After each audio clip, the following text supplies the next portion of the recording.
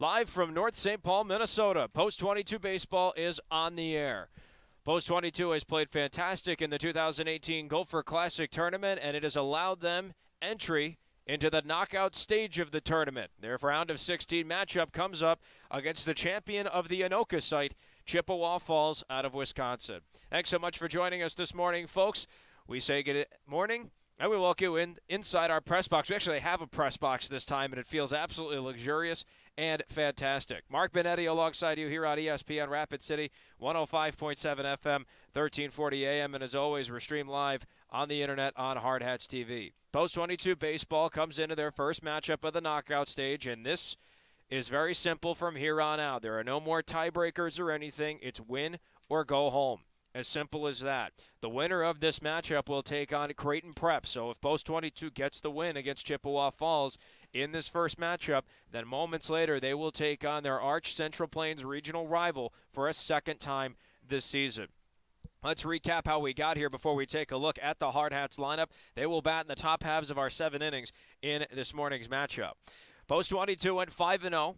In the Burnsville site, they beat Stillwater 14-4 in Game 1, and then the next day defeated Chanhassen, a narrow 6-5 win, and then followed it up with an extra innings victory against the host in the Burnsville Cobras. Yesterday, they played in their final action, a doubleheader split between the morning and the afternoon, and they took on the Regina A's out of Regina, Saskatchewan, and they won 10-2 in 6 innings, and then followed it up with a late 9-4 win over the Rochester Patriots. Chippewa Falls started off by playing the Excelsior JV team, and they beat them 9-0 in their first game, then lost a narrow decision to Alexandria by a 3-2 score. After that, Chippewa Falls defeated the host Anoka by a 5-3 count, and then on Sunday defeated Sioux Falls East, who looked like for a while they were going to come out of that pool. They beat them 7-2, and the Hard Hats will see Sioux Falls East later this weekend.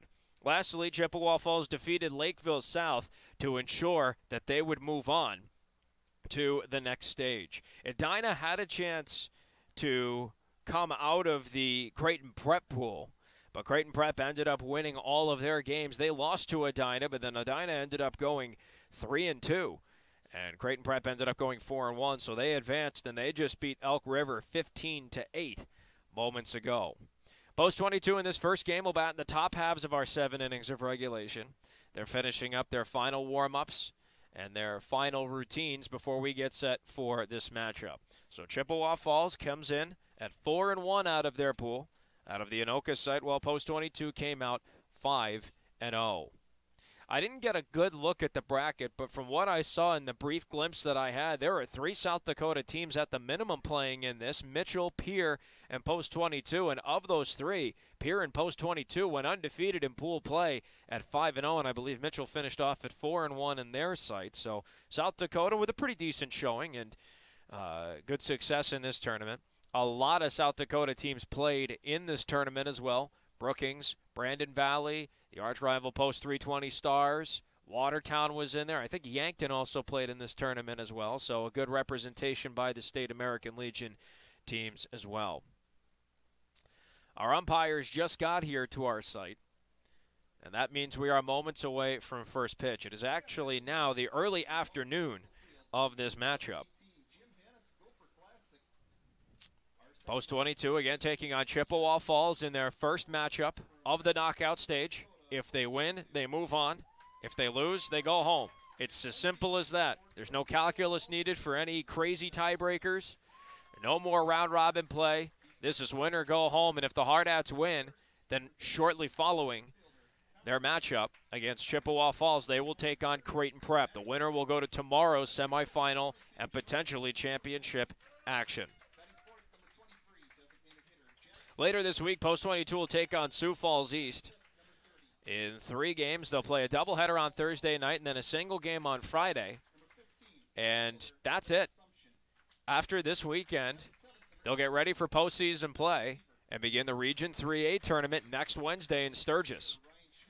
And I'm not too sure if that schedule's been released yet as far as the adversaries are concerned, so we might have to take a look at what would happen there for Region 3A. Chippewa Falls is set to take the field, so let's go ahead and give you the starting lineup for Post 22 and their batting order. Again, they're batting in the top halves of our 7 innings here in this afternoon showdown. Leading off for the Hardhats is number 13, Connor King. He's patrolling center field. Batting second is number 21, Matt Hegre. He's in the hot corner at third base. Batting third is number 22, Cooper Bowman out at the shortstop position. And in the cleanup spot is number 23, Jack Sorensen, serving as the designated hitter for potentially Game 1. Batting fifth is number 30, Jace Caldwell out at first base. Batting sixth is number 15, Zach Sumption. He's patrolling right field. Batting seventh is number 18, Alex Weaver, patrolling left field. Batting eighth is number 25, Ryan Schmidt, the backstopper and catcher. And rounding out the batting order in the ninth spot for Post 22 is number 12, Mason Messenger, and he is out at second base. Our head coaches have shaken their hands at home plate with the umpires. Chippewa Falls in their last huddle before they go to battle and take their respective defensive positions. Defensive alignment for Chippewa Falls has Bo Schweitzer, the lefty on the mound, paired up with the catcher Dane Weiland. At first is Nate Haynes. At second is Luke Franz. At shortstop is Nolan Hutzler. And in the hot corner at third is Luke Schemenauer. Left to right in the outfield is Riley Freed, Lucas Steinmetz, and Tristan Hable.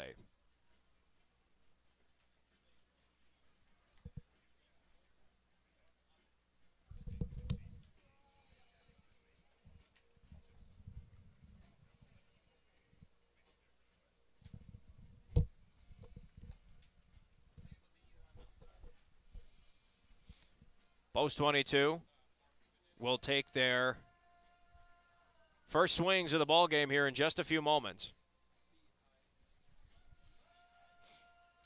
And Chippewa Falls finishing up their last throws, warming up on defense. This is a very interesting ballpark here in North St. Paul. The outfield wall is 345 feet all the way around. So dead center, the power alley's 345, a little harder to hit in the corners. So if the Hardhats connect well, then the power alleys in dead center could be some pretty hot spots here for Post 22. Here comes Connor King, the only lefty in the lineup for Post 22, stepping in. King batting .283 on the season coming into this matchup. Schweitzer full windup, and his first pitch misses low and away, and we are underway at 12:10 local.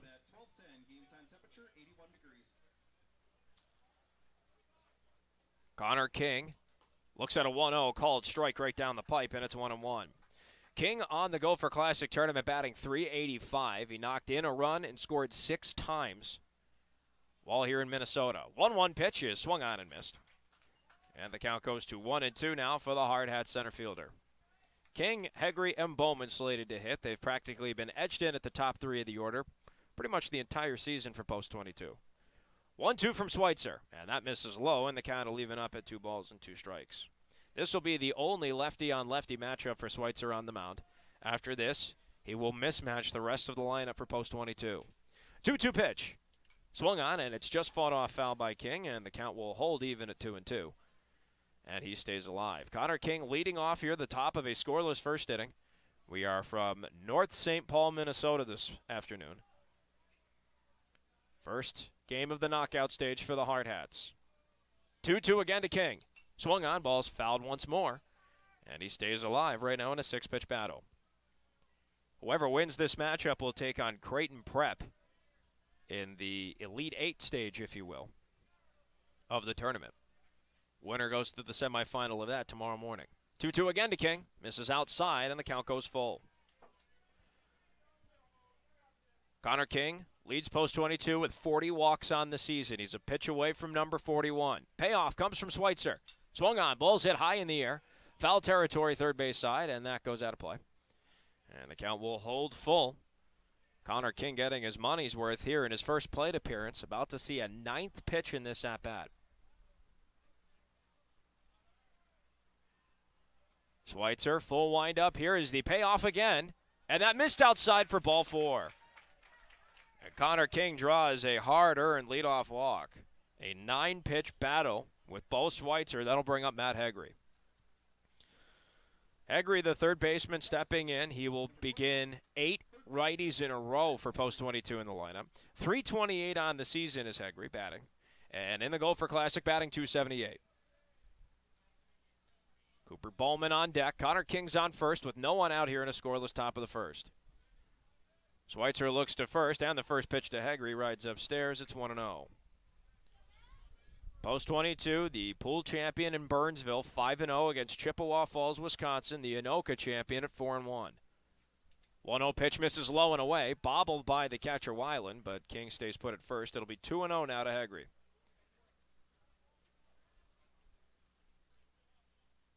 King leads off of first. Leadoff walk put him there after 9 pitches. 2 balls, no strikes to count to Hegre, and Schweitzer deals. Pitch is swung on and fouled. Right next to Bowman in the on-deck circle. It's 2-1. Cooper Bowman on deck batting .625 in his stay here in Minnesota. 10 for 16 on the tournament in 19 plate appearances. 2-1. High and away. 3 balls and a strike now to Hegre. And he's a pitch away from back-to-back bases on balls to start off the offensive entries in our scorebooks. 3-1 from Schweitzer. Swung on. Ball's hit high in the air to left center field. That ball has the legs and just shy of the warning track. It dies and then it's dropped on the play by the center fielder Steinmetz. That'll be a 2-base error. Connor King's getting the green light. He's going to come around to score in post 22 for a 6th consecutive game. Strikes first, and they have a 1-0 lead. A 2-base error for Hegre, but it costs King 3 as he comes all the way from first to score. A costly error. No outs and a man standing on second, and that's going to bring up the red-hot Cooper Bowman, again batting .625 in Minnesota. Leads the Hardhats with a .494 average on the year. Here's his first pitch. Called strike. Fastball right on the outside corner. It's 0-1.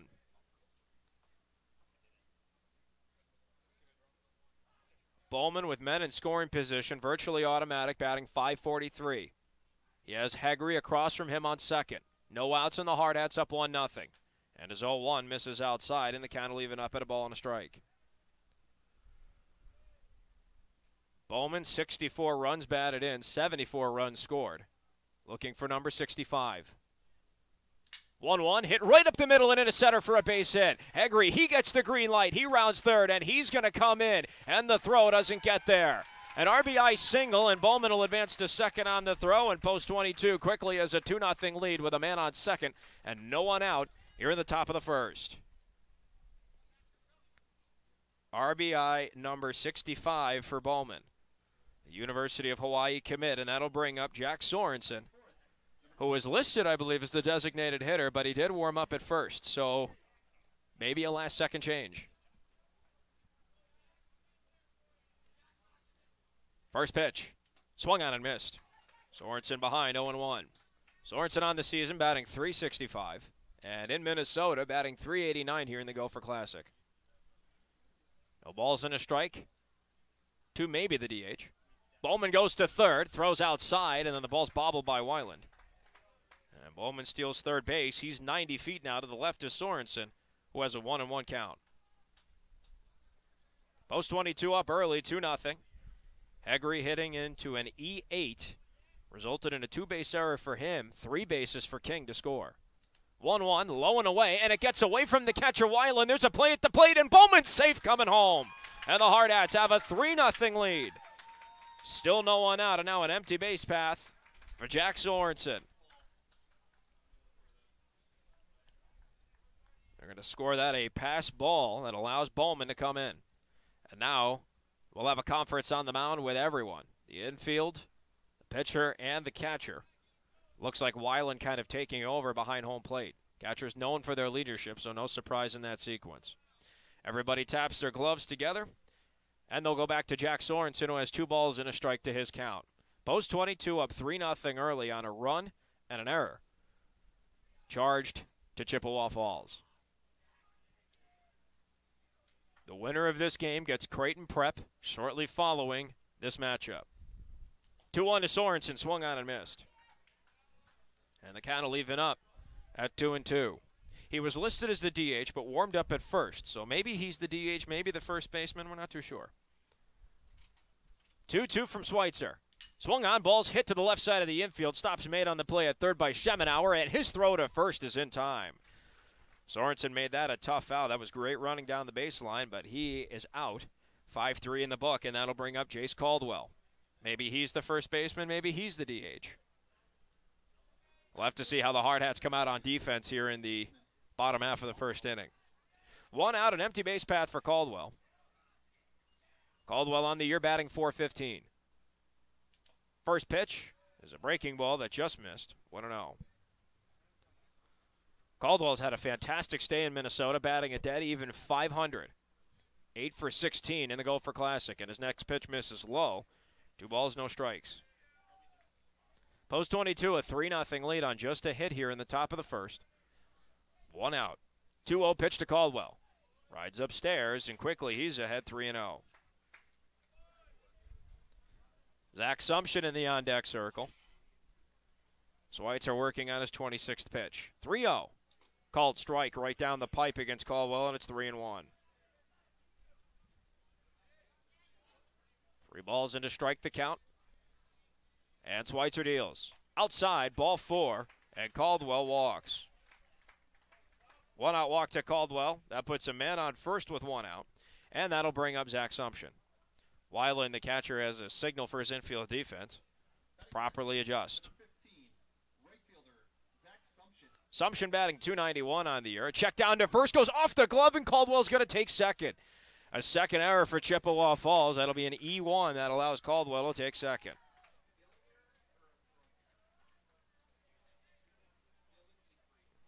Actually, they're going to score that in E3 because it went off the glove of the first baseman. Still yet to see a first pitch to Sumption. And here it is. Swung on and missed. 0-1 to Sumption.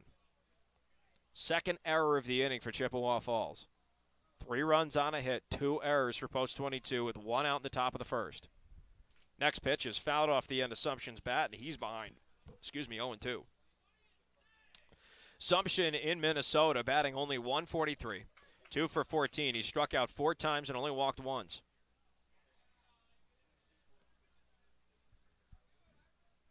No balls, 2 strikes to count to the hard hat right fielder. And the pitch.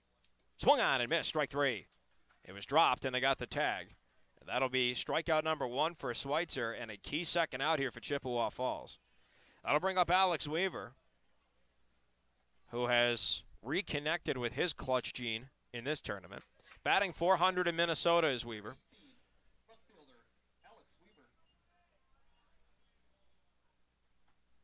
Weaver batting .308 on the season. Schweitzer feigns a motion to second. Caldwell's back. If Weaver's the final out, Steinmetz, Franz, and Weiland will lead off the bottom half of the first for Chippewa Falls. First pitch to Weaver. Swung on, ball's hit sky high in the air, but foul. Left field side out of play. And he starts off 0-1. Weaver battled an injury these last couple of weeks, and he didn't see his first action in the Gopher Classic until Game 2 of the doubleheader on Saturday. So that would have been Game 3 out of 5 in the pool play stage.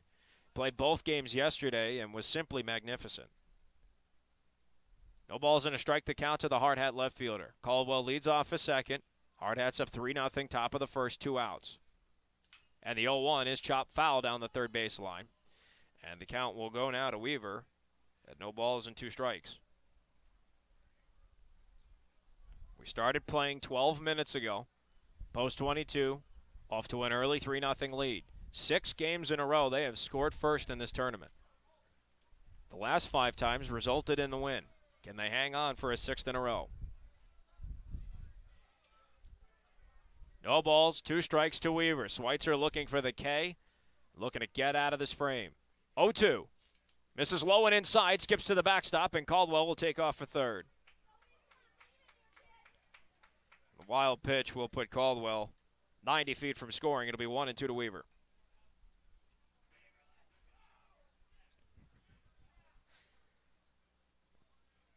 His fellow teammates trying to will him to a big hit. 1-2 pitch. This is low and inside. Good eye from Weaver. It's 2-2. Ryan Schmidt is on deck if we get that far. 2 outs with Caldwell now 90 feet to the left of Weaver. 2-2. Schweitzer looking for a big second strikeout. It'd be back-to-back Ks for the lefty. 2-2 pitch. Breaking ball fouled right in front of us to the fence. And the count will hold even at 2-2. Schweitzer's getting his money's worth in this top half of the first, working on 35 pitches. Soon to be 36.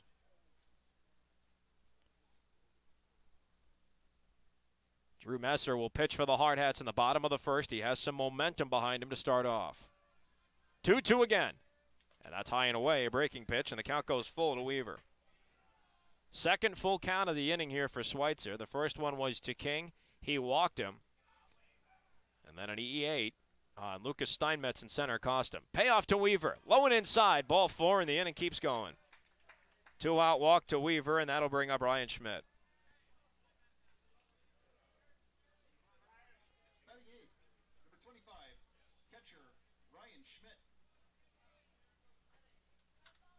Schmidt on the season batting .330.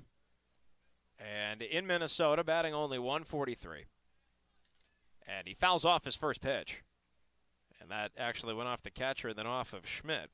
He starts behind 0-1.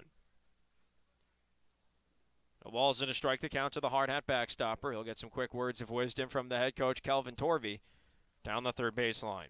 Schmidt has men 90 feet to his left and right. Weaver's on first. Jace Caldwell's on third. 3 walks issued by Steinmetz, and both gentlemen on the base path right now were walked. Only 1 hit in the inning for Post 22. That was an RBI single for Cooper Bowman.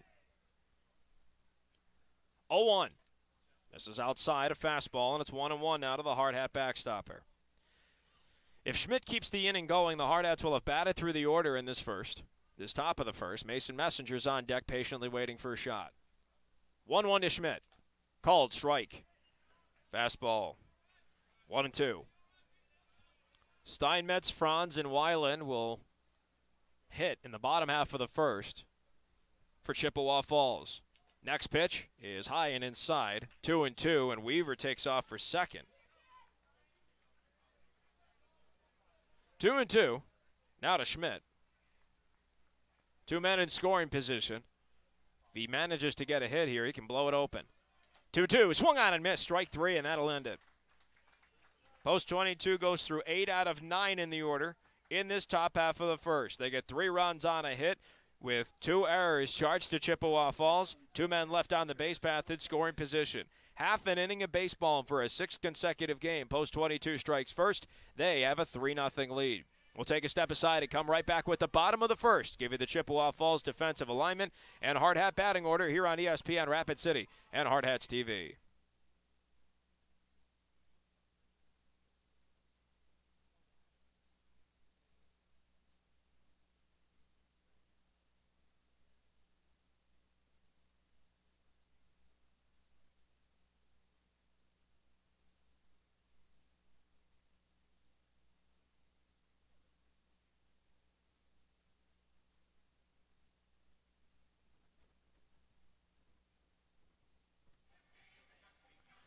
Drew Messer now takes over on the mound for Post 22. He will get the start. And for him, it'll be his 11th appearance of the season, 10th by virtue of a start. Messer has a 4-0 record to his credit in 35 innings of work with a 3.6 ERA and 36 strikeouts to 26 walks. This is the lineup he will face for Chippewa Falls in the bottom halves of our 7 innings of regulation tonight. Leading off for Chippewa Falls is number 4, Lucas Steinmetz, patrolling center field. Batting second is number 5, Luke Franz, out at second base. Batting third is number 8, Dane Weiland, the backstopper and catcher. In the cleanup spot is number 1, Nolan Hutzler. He's out at shortstop. Batting fifth for Chippewa Falls is number 22, Tristan Ablay, out in right field. Batting sixth is number 17, Nate Hayes. He's out at first base. Batting seventh is number 19, Riley Freed. He's patrolling left field. Batting eighth is number 2, Luke Schemenauer in the hot corner at third base. And rounding out the batting order in the ninth spot for Chippewa Falls is number 3, Hunter Martell, and he'll serve as the designated hitter. Defensive alignment for the Hardhats has Messer and his right arm on the mound, paired up with Ryan Schmidt, the catcher, behind home plate. At first is Jace Caldwell. At second, Mason Messenger. At shortstop, Cooper Bowman. And in the hot corner at third is Matt Hegre. Left to right in the outfield, Alex Weaver, Connor King, and Zach Sumption. Drew Messer has been spotted a 3-0 lead here into his first inning of action, and he looks at the lefty Steinmetz to lead off. And his first pitch is a fastball upstairs, 1-0. Steinmetz had that big error in the top half of the first that allowed Connor King to come around and score. And his 1-0 is a called strike right at his belt. Down the middle, it's 1-1.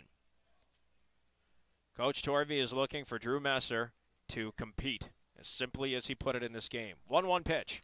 Called strike, a fastball outside corner, and it's 1-2. Part of that is throwing strikes, but part of it's also realizing, because of how the pitching's gone in this condensed tournament, this game's on you. 1-2 pitch, breaking ball, just missed low and away. Steinmetz followed it, but didn't offer. It's 2-2. Messer quickly to work on Steinmetz. Full windup for the righty. Here's his 2-2 pitch. Just missed outside, and the count goes full. Very close fastball in the outside corner there for Messer. Payoff pitch coming to Steinmetz. And Messer's payoff. Swung on, ball's fouled. Third base side out of play. Count will hold full. 3-0 the Hardhats lead here in the bottom of the first. Chippewa Falls to the bats for the first time this afternoon. 3 balls, 2 strikes the count. Full windup for Messer after a deep breath. Here comes payoff number 2. Caught him looking, strike 3. Now there's K number 1 for Messer on his first batter faced. 1 up, 1 down for Chippewa Falls on offense, and that'll bring us to Luke Franz, the second baseman. Number 5, second baseman, Luke Franz. Franz, a right-handed batter, steps in against the righty Messer. Empty base path and 1 out in the bottom of the first. First pitch, high and inside, 1-0. Hardhats have a 3-0 lead. 3 runs a hit, no errors yet for post 22. No runs, no hits, 2 errors for Chippewa Falls. 1-0 to Franz. Swung on, ball's fouled, first base side, and that goes into the tennis courts. And the count evens up at a ball and a strike. 1-1 now for Messer against Franz. And Messer's 1-1 pitch. Bunt is showed, it's crossed, and it's strike 2 to Franz. Tried to catch the infield asleep, but he missed attempting the bunt. 1-2. And here's the 1-2 from Messer. Breaking ball swung on, lined into center field. King charging, and it drops in front of him for a base hit. So that'll be a 1-out single for Franz. Chippewa Falls has their first hit of the ball game, and a man on first with 1 out. That'll bring up Dane Weiland, the catcher. Post 22 trying to defend a 3-0 lead here. Early stages of their first knockout game of the 2018 Gopher Classic. 2 years ago, they made the knockout stage and lost in that first round to Wayzata by a 4-3 score. Wayzata went on to win the Gopher. First pitch. Called strike. Fastball in the outside corner to Weiland, and it's 0-1.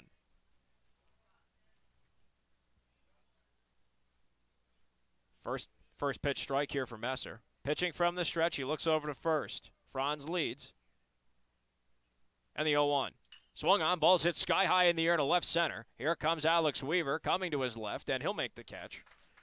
Out number 2. Franz stays put at first. 2 down, that'll bring to the cleanup man, Nolan Hutzler. Hutzler also a right-handed batter playing shortstop for Chippewa Falls this afternoon. If Hutzler's retired, Messenger will lead off in the 9th spot at the top of the second. He'll be followed by the top of the order in King and Hegre.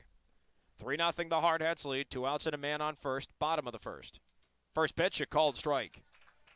2 batters in a row. Drew Messer starts with a first pitch strike. 0-1 to Hutzler. Franz leads off at first. Messer coming from the stretch. And he checks to first. It's not there in time. Back safely was Franz. And as we mentioned, giving the defensive alignment, we found out the riddle. Caldwell is playing first in this game. Sorensen was warming up in infield outfield, though. 0-1 pitch. Misses outside, a fastball, and it's 1-1 now to Hutzler. Maybe a psychological play from Coach Torvey. We don't know. We'll have to ask him after the game. Mullen to strike the count to Hutzler. Franz leads off at first. Messer gives him a quick peek. 1-1. Fastball high and inside. It's 2 balls and a strike. Post 22 finished pool play 5-0 in Burnsville. Chippewa Falls won theirs with a 4-1 record.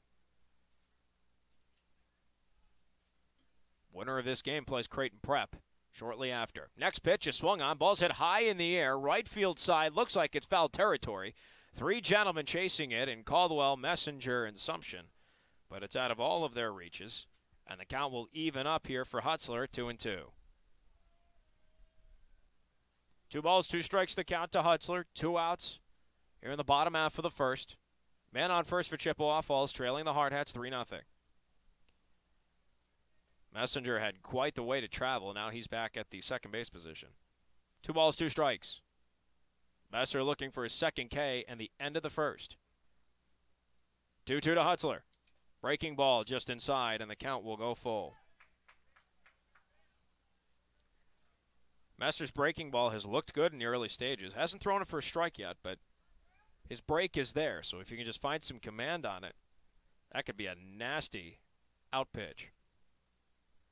Here's the payoff to Hutzler. Runner goes. Pitch is swung on, lined into right center field. That's going to drop in front of King for a base hit. King fields it, and he guns it over the head of Bowman and over to Hegery at third.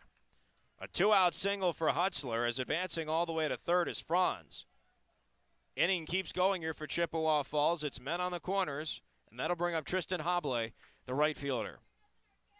Batting fifth, number 22, right fielder, Tristan Hoble. Hoble has men 90 feet to his left and right. Big moment here for Messer, who has a 3-0 lead to try and protect. First pitch. Fastball missed low and away. It's 1-0. Messer working on his 21st pitch. About to come. Hutzler on first with the single. Franz on third. He also singled. 1-0 to Hoble. Fastball's upstairs. It's 2-0.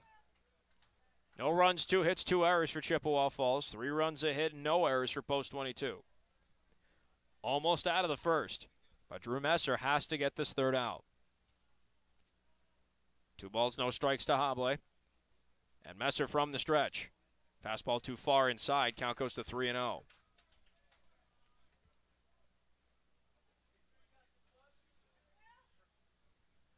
Three balls, no strikes to Hoble. Ball forward, load the bases. 3-0 pitch. And that's a fastball upstairs. Ball 4, a 2-out walk. And now every base is occupied, and the pitching coordinator, Ryan Clappridge, will come out and have a quick word with his young right-hander. Post 22 2 years ago made it to the knockout stage of the Gopher Classic and lost in a narrow 4-3 decision to Wayzata. It was highly contested, and they later saw Wayzata at the regional competition that year. They didn't play against them, but they were there. It tells you how talented that group was, and if memory serves me correctly, I do believe Wayzata ended up winning. And if memory serves me even better, I think they beat Creighton Prep. I could be wrong, but I think they beat them in the championship game. Messer will start against Nate Hayes, the first baseman, with his 24th pitch of the start. Every base occupied, and the first pitch is a called strike. Fastball inside, it's 0-1. Base is loaded. 2 outs, bottom of the first. The Hardhats' 3-0 lead is in jeopardy. Full windup for Messer. Here comes the 0-1. Breaking ball called strike on the inside corner. Messer in the driver's seat. No balls and 2 strikes. His second strikeout of the inning would get the Hardhats out of a colossal jam. Here comes the 0-2.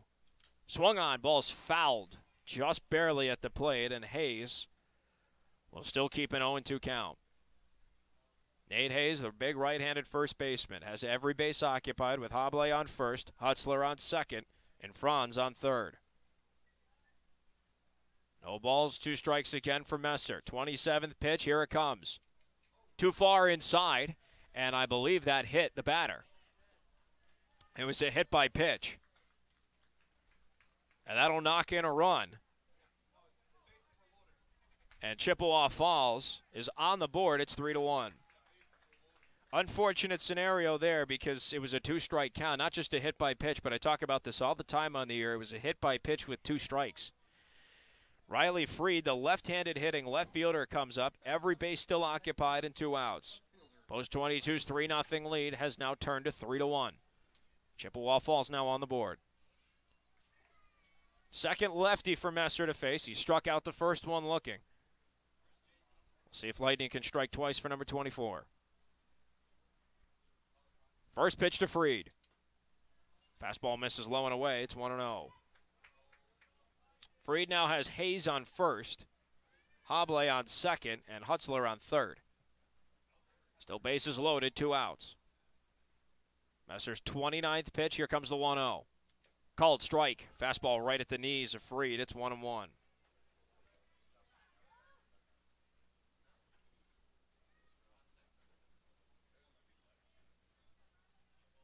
Messer a big breath, full windup. 1-1 pitch. Fastball high and away, 2 balls and a strike. Schemenauer, the third baseman's on deck, if we get that far. Messer trying to get a crucial third out. He's now at 30 pitches on the inning. 2 balls and a strike to count. Here to Riley Freed, the left-handed hitting left fielder. 2-1 pitch. Fastball just missed low, and the count will go to 3 balls and a strike.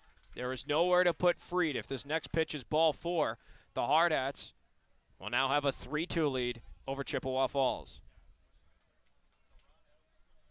3 balls, 1 strike. And Messer's pitch is low and away, ball 4, and the Hardhats lead has now shrunk to 1 run. An RBI base on balls for Riley Freed with 2 outs. And that'll bring up Luke Schemenauer, the third baseman. Both teams putting 8 against the opposition's pitcher. Schemenauer, the 8th batter of the inning.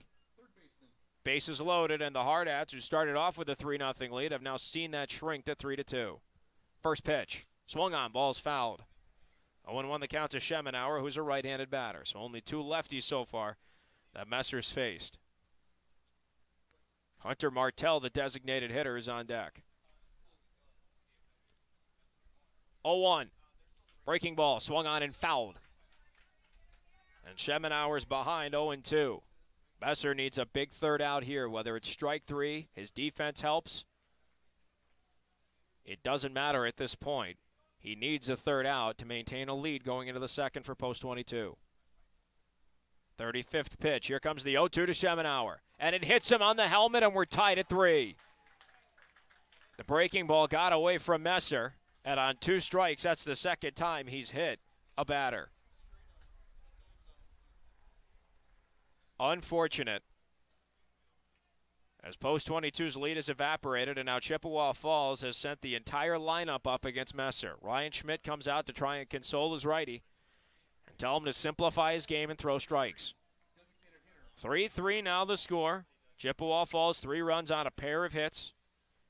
Bases still loaded with 2 outs. First pitch is a called strike. Fastball against Hunter Martell, the right-handed hitting DH. 0-1. Messer's only 6 pitches off of his adversary for Chippewa Falls. 0-1 pitch. Breaking ball swung on and missed. Schmidt got the block off to his right. Everybody stayed put, though, as it trickled away. 0-2. This is his 4th 2-strike count since registering the second out. 4th opportunity to try to end the inning right here. Messer a deep breath. 0-2 to Martell. Breaking ball swung on, chopped foul, third base side. And the count will hold at 0-2. Schemenauer's on first, Freed on second, Hayes on third. 2 outs. Messer trying to limit this inning to 9 batters. And at this point, preserve a tie on the scoreboard at 3-3 here in the bottom of the first. Once again, a chance to end it. 0-2 to Martell. Breaking ball just missed. And the count goes to 1-2. That was just a tad bit high. 1-2 now from Messer to Martell. And Messer's 1-2 pitch. Swung on and missed, strike 3. And that will end the bottom half of the first. 3 runs, 2 hits, no errors charged to the Hardhats, and the bases left loaded. We played an inning of baseball, and the Hardhats, who had a 3-0 lead, are now looking at a 3-3 deadlock after 1 frame. We'll take a step aside and come right back with the top of the second. And Mason Messenger to get his first swings of the bat here on ESPN Rapid City and Hardhats-TV.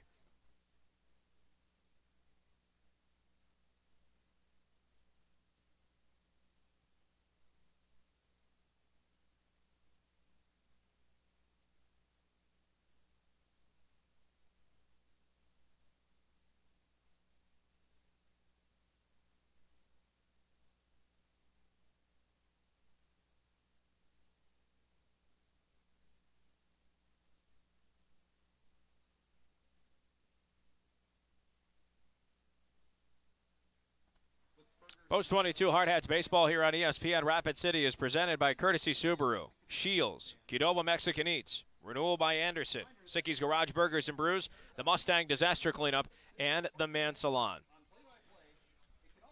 3 runs on either side of the scoreboard. For Post 22 in Chippewa Falls, both teams' first games of this knockout stage here in the 2018 Gopher Classic. Mark Benetti alongside you here on ESPN Rapid City, 105.7 FM, 1340 AM, and as always, stream live on the internet on Hardhats-TV. Mason Messenger slated to lead off for Post 22, and his first pitch is fouled over our press box, 0-1. Notice how I can actually say press box now and not press bungalow like we had to at Burnsville. Messenger batting .284 on the season. And the 0-1 pitch misses outside. 1-1. Schweitzer, the lefty, still on the mound here for Chippewa Falls. Messenger in the tournament batting .222, his 5th game. The next pitch missed low to Messenger, and it'll be 2 balls and a strike to the Hardhats second baseman. 9-1-2 slated to hit for Post 22 here in the top of the second. 2-1, swung on, ball's hit high in the air to left. That ball has some legs on it. It's got the distance, and towards the wall, unable to make the catch, is freed. Messenger's going to round first. He takes second, and now he's rounding second. He's going for third. It's a leadoff triple for Mason Messenger.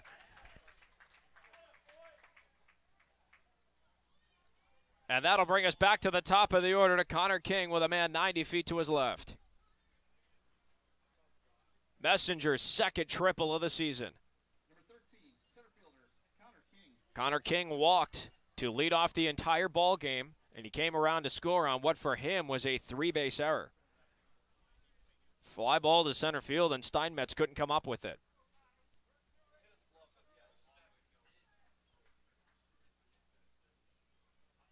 Schweitzer's first pitch, called strike outside corner to King. It's 0-1. This is the only lefty-on-lefty matchup Schweitzer's going to have against Post 22. After that, Matt Haggerty will start off 8 consecutive righties. 0-1 pitch.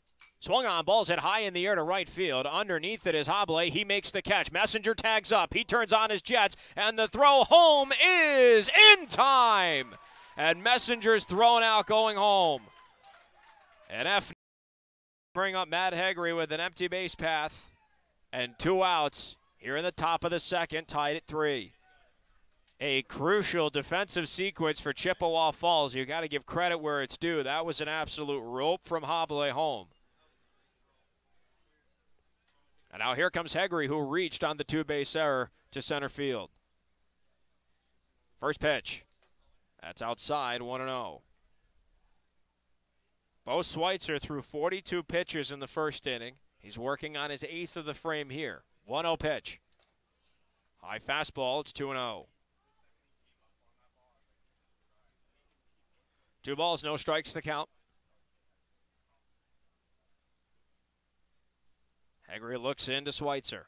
Lefty on righty matchup. Here's the 2-0 to Hegre. Called strike. Fastball in the outside corner, and it's 2-1. Post 22 tied up at 3. An empty base path for Hegre and 2 outs in the top of the second. 2-1 pitch. Outside, 3 balls and a strike now to the Hardhats third baseman. Cooper Bowman on deck. He has one of the only 2 hits of the ball game for the Hardhats. And the 3-1 misses low and away for ball 4. 2-out walk issued to Hegre. And that'll bring up Cooper Bowman with a chance to keep the inning going. Fourth walk of this start here for Schweitzer, compared to 2 strikeouts. Bowman is 1 for 1 with an RBI single.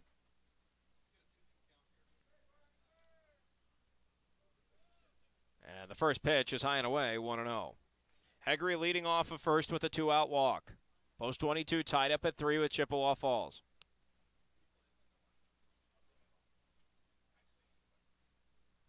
Schweitzer looks to Hegre at first. And that's a balk on Schweitzer, and Hegre will take second. Schweitzer looked to first. He was in the middle of his pitching motion and then kind of couldn't decide what he was going to do. An easy balk there.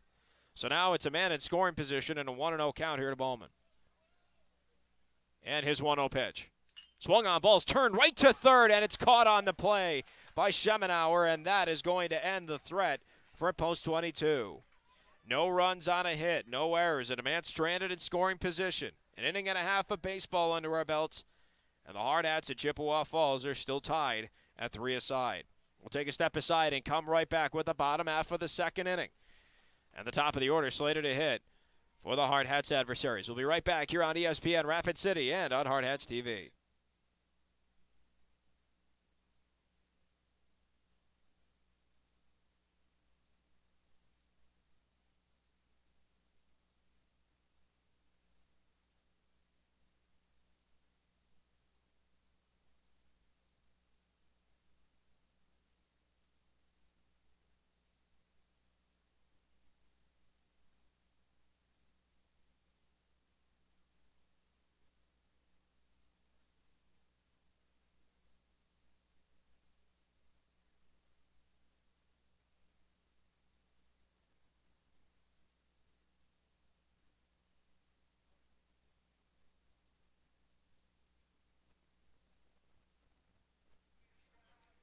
Post 22 had 2 opportunities to try and retake the lead in the top of the second.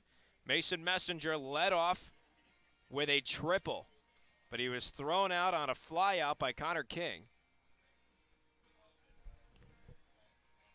at home plate. Matt Hegre walked, and then a balk advanced him to scoring position, and Cooper Bowman with a well-hit ball lined out to third. Chippewa Falls back at the top of the order. Lucas Steinmetz, who is the first of 2 strikeouts for Drew Messer in the start. And his first pitch is high and away for ball 1. Steinmetz, Franz, and Weiland, the 3 who started off the first inning of this ball game. 1-0. Swung on, ball's fouled, third base side and out of play. And the count will even up now to a ball and a strike. Luke Franz on deck, a single. Dane Weiland in the hole, a fly out to left. 1-1. Called strike, a fastball to the inside corner. And it's now 1-2. This is a big rebound inning for Messer. If he can lock it down, I think that'll spell good things for him moving forward. 1-2 pitch. Breaking ball's upstairs, didn't break down, and it's 2-2 to Steinmetz. Steinmetz, Franz, and Weiland slated to hit for Chippewa Falls. Bottom half of the second. Hardhats tied at 3. Here comes the 2-2 to Steinmetz, and that misses low and skips to home plate, and the count goes full.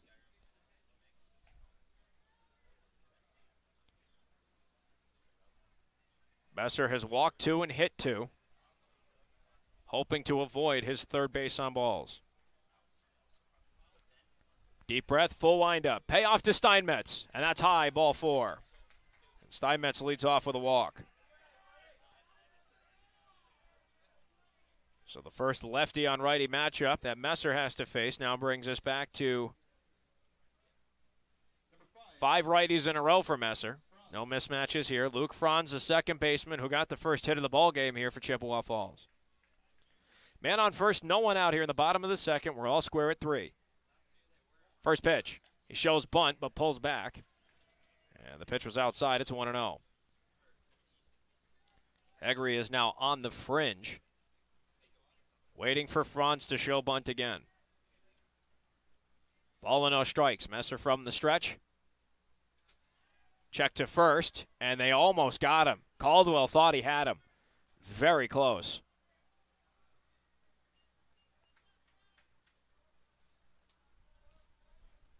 Still a ball and no strikes to Franz. Steinmetz leads off of first. And Messer's 1-0. Bunt is showed. Pitches outside. Schmidt, the throw to first, is not there in time. And it runs away a little bit from Caldwell, but Steinmetz stays on first. 2 balls and no strikes to the count. Franz showing bunt. 2 pitches in a row here. Steinmetz leads off of first. And Messer gives a quick peek. 49th pitch of the start for Messer. 2-0. Bunt is showed. Pitch is high and away, and it's 3-0. This is almost to a point now where if 3 pitches in a row you've seen bunt and the batter is willing to sacrifice himself, just give him something he can bunt. 3-0 pitch. Outside, ball 4, and it's a 4-pitch walk to Franz. And now you can bet that Dane Weiland coming up might result a small ball. Head coach Kelvin Torvey now comes out to have a quick word with his young right-hander. And Coach Torvey, if I have to make any estimation of this, is probably just telling Drew, simplify your game because you are capable of some great baseball. The first inning, the first 3-4 batters he faced, Drew was pitching out of his mind. He was hitting the zone. His breaking ball may not have been necessarily a strike, but it had a sharp break to it so that if he started throwing it for a strike, it could be a nice out pitch. He was competing well. This game it's a lot of pressure. The knockout stage here, the Gopher Classic, a big tournament with a lot of talent in it.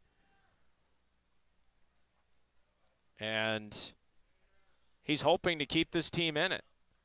But these are moments that really turn you into hard hats. And Messer has a chance to prove that he belongs at this level because he can play high-quality baseball. First pitch to Weiland is a fastball upstairs, 1-0. Men on first and second with no one out for Weiland. Here in the bottom of the second, we are knotted up at 3. And the 1-0 pitch. Called strike. Fastball right at the knees. It's 1-1.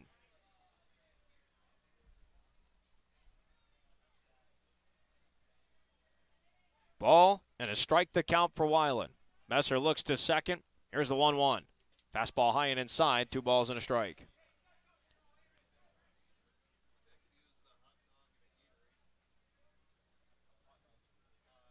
Two balls and a strike now the count from Messer to Weiland. Men on first and second, no one out. From the stretch, 2-1. Fastball's upstairs, 3 balls and a strike now to the Chippewa Falls catcher. Messer went 4 innings in his last start.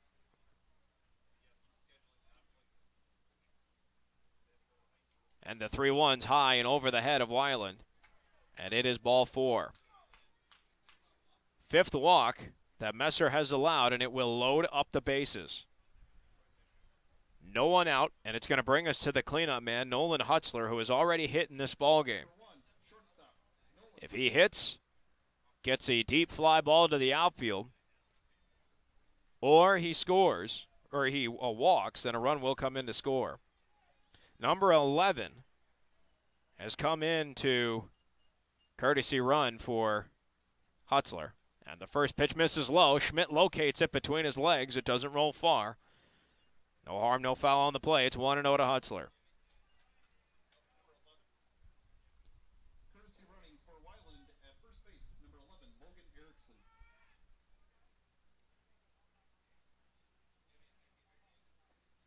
Logan Erickson is running for Dane Weiland. Ball and no strikes to the count here to Hutzler with the bases loaded. And the next pitch is high. It's off the glove of Schmidt, but everybody stays put. 2-0. The backstop not nearly as deep behind home plate, so it is kind of a risky move. If the ball gets away, you've got to be sharp, and you've got to get a great jump off the block, so to speak, if you hope to beat a play out at home. 2 balls, no strikes. Bases loaded, and Messer deals. Called strike. Fastball outside corner, 2-1. Messer actually went 2 innings in his last start. That was against Pierre. He got a no decision in the affair. 2-1, swung on, ball's hit to second. Messenger the stop, to second for 1, to first for 2, got it. 4-6-3 double play, but a run comes in to score. And the Hardhats, for the first time, trail today. 4-3. Steinmetz scores from third. Franz heads to third.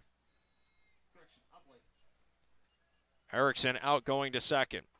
Tristan Hobley comes out now with a man on third and 2 outs. Messer needs 1 out to limit the damage to 1 run. And the first pitch is upstairs, 1-0. Hobley walked and he came around to score the tying run for Chippewa Falls back in the bottom of the first. Ball and no strikes. Here's the pitch. Swung on, ball's flared off, foul, right field side and out of play. That goes into the tennis court. And the count evens up at a ball and a strike. Apparently the score over there is 30 love. Ball and a strike now, the count to Hobley. Here's the pitch. Breaking ball, called strike right at his knees. 1-2. That was a nice downward break to that from Messer, and he threw it for a strike inside. Ball and 2 strikes to Hobley. Here comes the 1-2. And the pitch misses low, and it skips from the backstop, and Chippewa Falls now has a 2-run lead.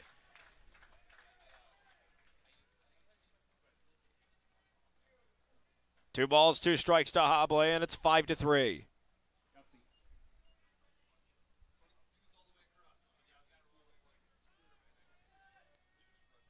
2 balls, 2 strikes. Messer just looking to end it. And the 2-2's upstairs and inside.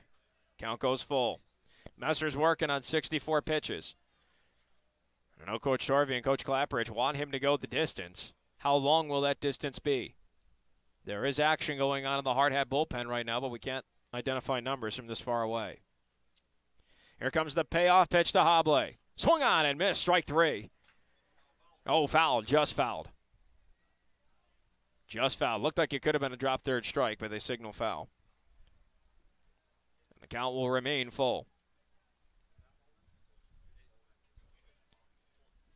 Payoff pitch number 2. Too far inside, ball 4. And Messer walks another with 2 outs. That's going to bring up Nate Hayes, the first baseman who was hit by a pitch on 2 strikes back in the bottom of the first. He was stranded at third with the bases loaded to end the bottom of the first inning. 5-3 now the Chippewa Falls lead. 2 runs on no hits in this inning. First pitch, runner goes. Called strike, and the throw to second is not in time. And Hobley steals second. No balls and a strike to count here to Hayes.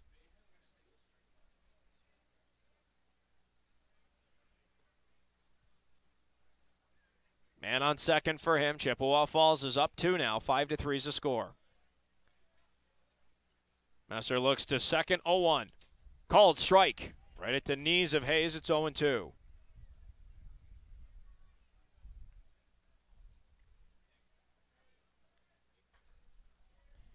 Eight 2-strike counts now for Messer. He only has 2 strikeouts. 0-2 pitch. Breaking ball just missed outside. It's a ball and 2 strikes.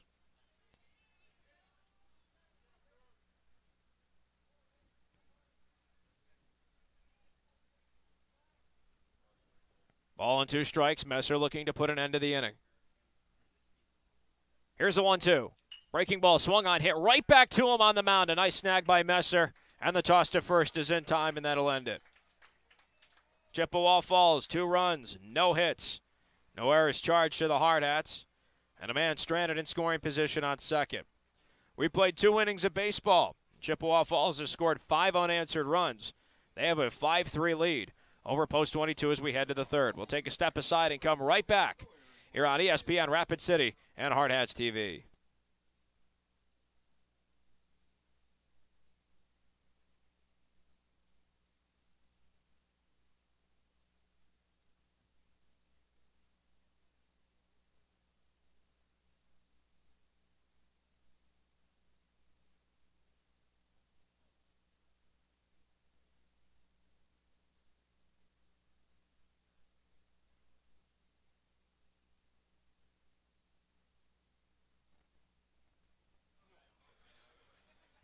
2 innings are in the books here from North St. Paul, Minnesota, and Post 22 finds themselves trailing Chippewa Falls 5-3 in their knockout stage game. The round of 16 here.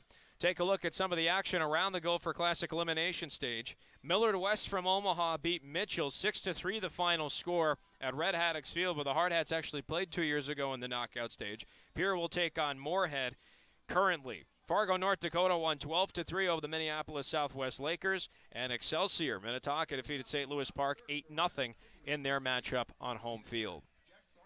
Jack Sorensen, the DH, will lead off the top of the third for Post 22. And the first pitch misses low for ball 1. Sorensen 0 for 1. He grounded out to third the first time he was up. 1-0, swung on and missed. Ball on a strike. Sorensen, Caldwell, and Sumption slated to hit. Bo Schweitzer, the lefty, still on the mound here for Chippewa Falls. Mark Benetti alongside you here on ESPN Rapid City and Hardhats-TV. As the 1-1 is way outside to Sorensen, it'll be 2 balls and a strike. 3 gentlemen slated to hit, a combined 0 for 2 with a walk and a strikeout. 2 balls and a strike to count. Schweitzer's full windup, and he deals to Sorensen. Swung on, ball's hit high in the air. Foul first base side, and that goes into the parking lot. And the count will even up at 2-2. Winner of this game gets Creighton Prep, and for the Hardhats, it's simple. Win or go home. You're in the playoff stage now to Gopher Classic. 2 balls, 2 strikes to Sorensen. And Schweitzer, the lefty, deals. Breaking ball high and away, and the count goes full.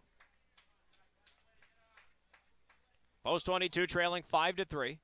5 runs, 2 hits, 2 errors for Chippewa Falls. 3 runs, 2 hits, no errors for the Hardhats. Payoff pitch to Sorensen. Swung on, ball's lined high in the air to center field. And underneath it to make the catch is Steinmetz for out number 1. Well hit ball by Sorensen. But unfortunately, did not go for a hit. That'll bring up Jace Caldwell, the first baseman, who walked and was stranded on third back in the top of the first inning. Advanced to second on an error at first, and then advanced on a wild pitch. He looks at a first pitch called strike from Schweitzer. 0-1. Empty base path for Caldwell. 1 out top of the third. And the 0-1 pitch misses low and away. 1-1. Post 22 trailing Chippewa Falls 5-3 in their knockout stage matchup. Round at 16. Here's the 1-1 pitch. Outside. Another breaking ball. It's 2-1. Caldwell's had a great Gopher Classic, batting .500, and he's gone yard once. 2-1 is swung on and missed. And now Caldwell is even at 2 balls and 2 strikes. Schweitzer, 2 strikeouts in this start, looking for the trifecta. 2-2 pitch to Caldwell. Swung on and missed, strike 3. There's the third strikeout for Schweitzer. 2 up, 2 down for the Hardhats here at the top of the third, and that's going to bring us to Zach Sumption. Sumption 0 for 1 with the first strikeout issued by Schweitzer. 2 outs and an empty base path. First pitch swung on and missed, then he waited on the off-speed pitch. Well, he guessed right, he just missed. 0-1. And the 0-1 pitch to Sumption. Missed outside, a fastball, and it's 1-1. Ball on a strike to Sumption. Looking to get something started here for the Hardhats in the top of the third. 1-1 pitch swung on and missed again on the breaking ball. 1-2. Schweitzer looking for back-to-back Ks in his first 1-2-3 inning of the start. And here comes the 1-2 to Sumption. Fastball misses outside. It's 2-2. Breaking ball swing and a miss. Fastball outside. Breaking ball swing and a miss. Fastball outside here from Schweitzer. 2-2 to Sumption. And his pitch. Swung on and missed. Strike 3 is dropped. Weiland tries to get it. And his throw to first is in time. And that is going to end the top half of the third. Drop third strike was fielded and thrown to first for the out. A 1-2-3 inning, which as we all know means no runs, hits, errors, or anybody left on base for the Hardhats. We've played 2.5 innings of baseball, and Post 22 still trails Chippewa Falls by a 5-3 score. We'll take a step aside, and when we come right back, it's the bottom half of the third inning. Chippewa Falls will send the bottom third of the order. We'll be right back here on ESPN Rapid City and Hardhats-TV.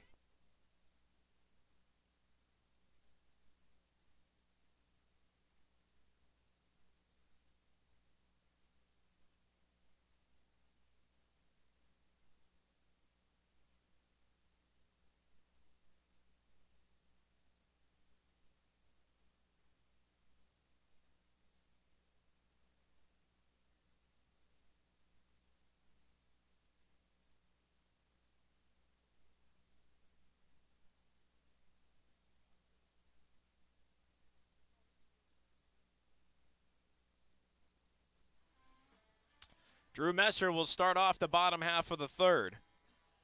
And he will take on the bottom third of the order here for Chippewa Falls. Messer working on 70 pitches. And he'll take on Riley Freed, the left-handed hitting left fielder, to start off. Here's his first pitch. Fastball high and away, it's 1-0. Messer needs a good inning right here. His team down 5-3. He's given up 2 runs or more in the first 2 innings of this ball game. Here comes his 1-0 pitch. Swung on, ball's fouled into the mesh behind home plate, and the count evens up at 1-1. Mark Benetti alongside you here on ESPN Rapid City, 105.7 FM, 1340 AM, and as always streamed live on the internet on Hardhats-TV. Freed walked with the bases loaded to knock in a run his first time up. 1-1 pitch is a breaking ball, low and away. 2 balls and a strike. Here comes the 2-1 pitch. Called strike, a fastball right at the knees of Freed. 2-2. Messer looking for what would be a crucial third strikeout for a first out of this inning and just for a confidence boost. 2-2 is fouled off. The count will hold even.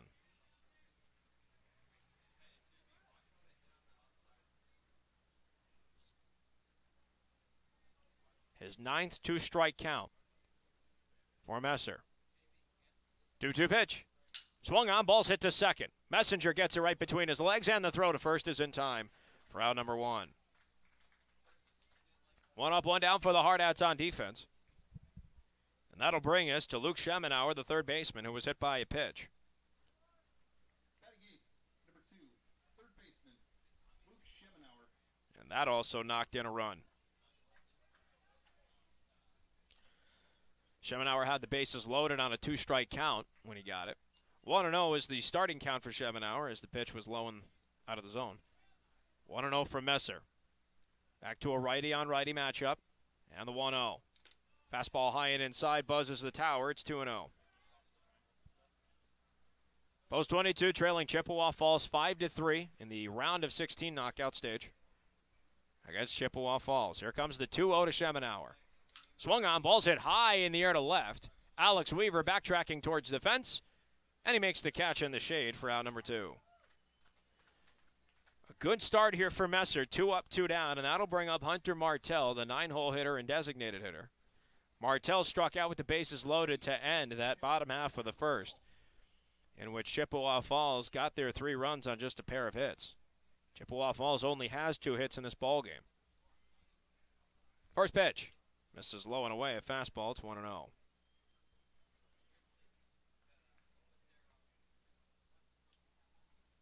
Top of the fourth, we'll see Weaver, Schmidt, and Messenger slated to hit for post 22. Looking to get back on their offensive ways. Here comes the 1-0 pitch. Ball just missed down. It's 2-0. Just below the knees of Martell. 2 balls, no strikes. And Messer deals to Martell. Fastball right down the pipe. It's 2-1.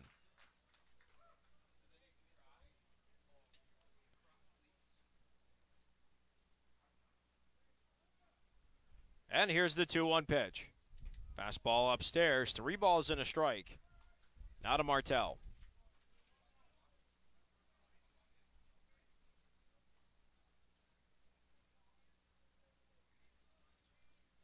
Messer looking to avoid his 7th walk.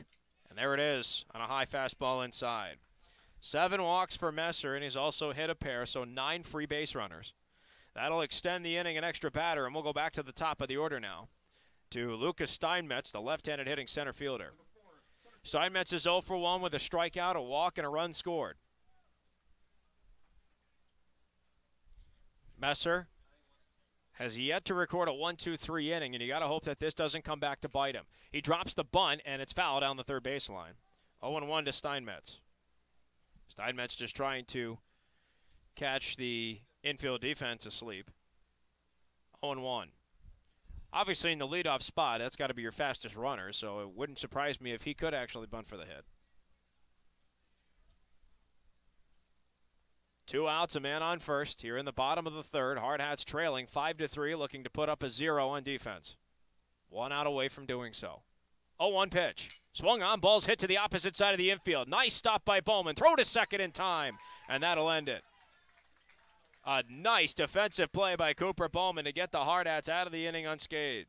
No runs, no hits, no errors charged to post 22, and a man left on the base path. We've played 3 innings of baseball. The post 22 trails Chippewa Falls 5-3 in the round of 16 here in the Gopher Classic. We'll take a step aside and come right back with the bottom third of the order in the top of the fourth for post 22 on ESPN Rapid City and Hardhats-TV.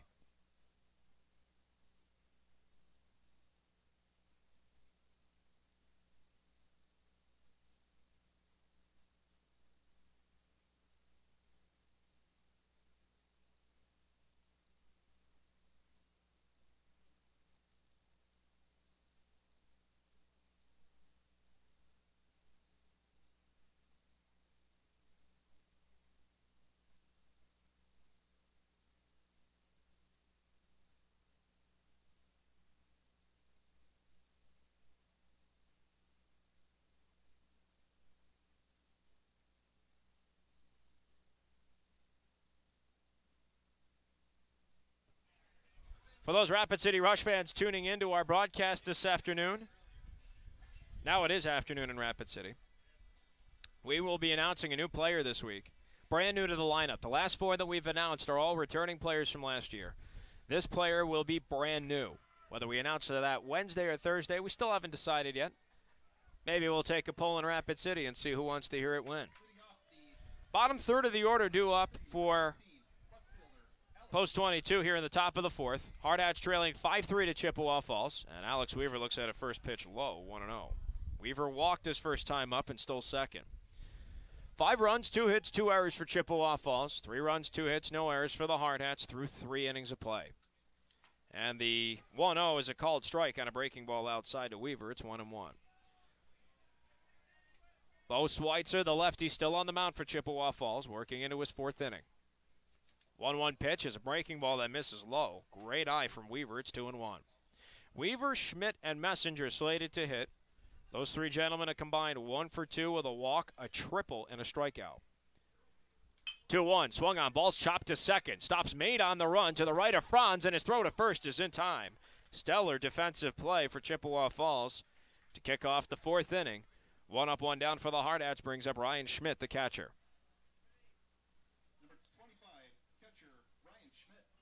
Schmidt now up 0 for 1 with the second of 4 Schweitzer strikeouts. First pitch. Breaking ball misses low and away. It's 1-0. Messenger on deck had the triple and then was thrown out going home on a fly out to Connor King. 1-0, foul tipped into the glove, and the count evens up at a ball and a strike.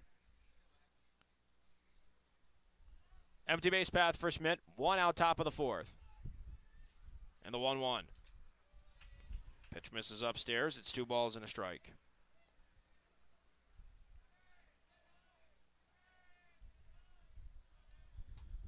Two-1 to Schmidt, swung on and missed. And the count will even up now at 2-2. Schweitzer looking for his 5th K. Give him 2 up, 2 down in the inning. Caught him looking. Strike 3 on the 2-2 right at the knees with a fastball. And that's 2 up, 2 down for the Hardhats, and will bring us to Mason Messenger. Number 12, second baseman, Mason Messenger. Messenger tripled. He is 1 for 1, his 2nd triple of the year and his 1st of this tournament. First pitch from Schweitzer. Fastball inside, 1-0. If Messenger's retired, that's back-to-back innings where the Hardhats have gone down 1-2-3. And that'll bring up Franz, Weiland, and Hustler for Chippewa Falls. 1-0 pitch. Breaking ball outside, 2-0. Messenger has an empty base path and 2 outs here in the top of the 4th with the Hardhats now trailing 5-3. They started off the top of the 1st with a 3-0 lead. 2-0, misses low, 3-0. Schweitzer, the lefty, now at 83 pitches. We'll see just how long they plan to keep him out here. 3 balls, no strikes to Messenger. And the pitch. Misses low and away, ball 4.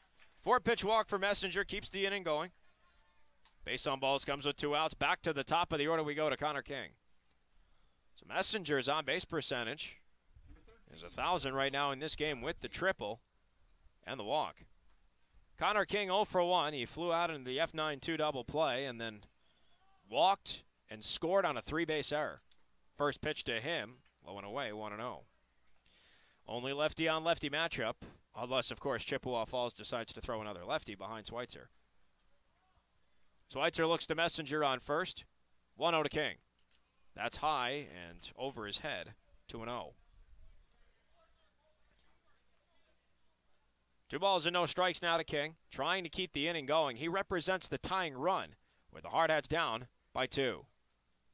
2-0 pitch, a called strike right at his knees on the outside corner, and it's 2-1.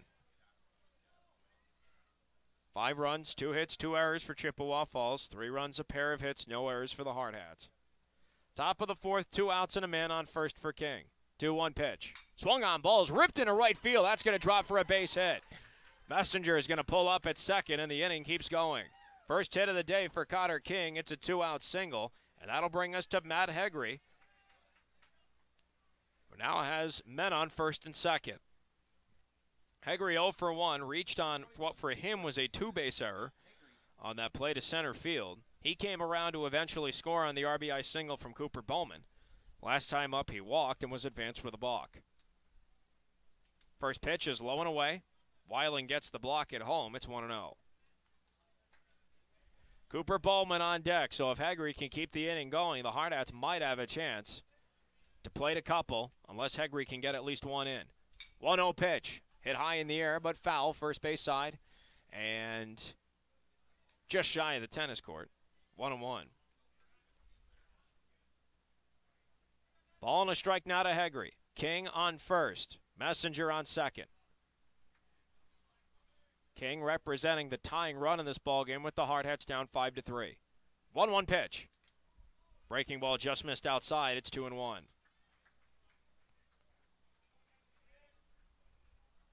Post 22 hasn't registered a hit since the top of the 2nd. Up until now with King's 2-out single. Next pitch swung on and missed. A fastball, 2-2 now to Hegre. They haven't scored since the top of the 1st. We're in the top of the 4th right now.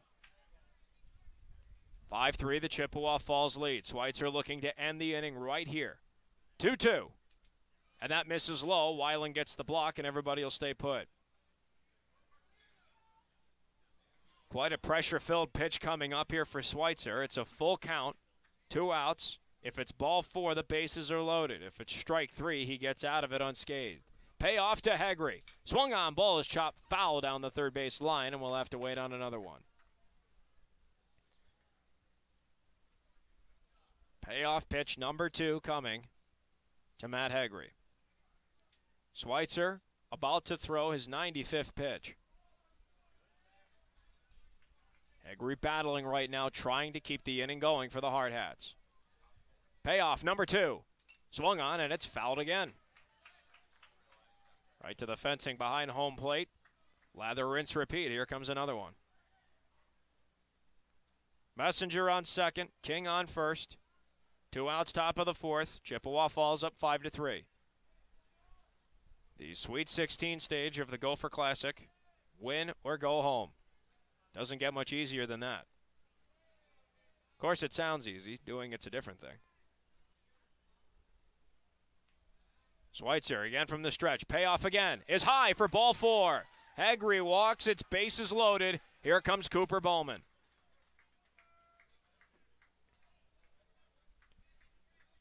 Cooper Bowman in this tournament with runners in scoring position is batting .625. And on the season is batting .543. 2 outs. Let's see if Captain Clutch can do it. First pitch, high and away. 1-0. Bases loaded. There is nowhere to put Bowman, so if he walks, the Hardhats are within striking distance. 1-0 pitch. Swung on, ball's hit high in the air to left field. That ball's got the legs. It has the distance, and it has left the ballpark. It's a grand slam for Cooper Bowman, and the Hardhats have a 7-5 lead. Every time they've needed a big hit from number 22, he has gone yard, and he's just put the Hardhats back on top. It's 7-5. And if that doesn't jack up the 22 lineup, I don't know what will.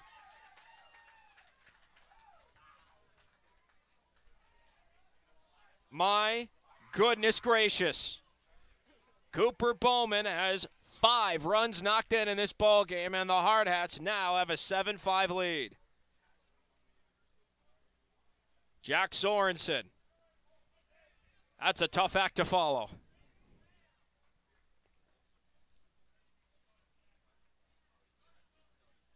They called time.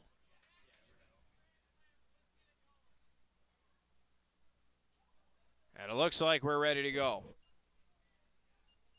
Umpires looking back in for position.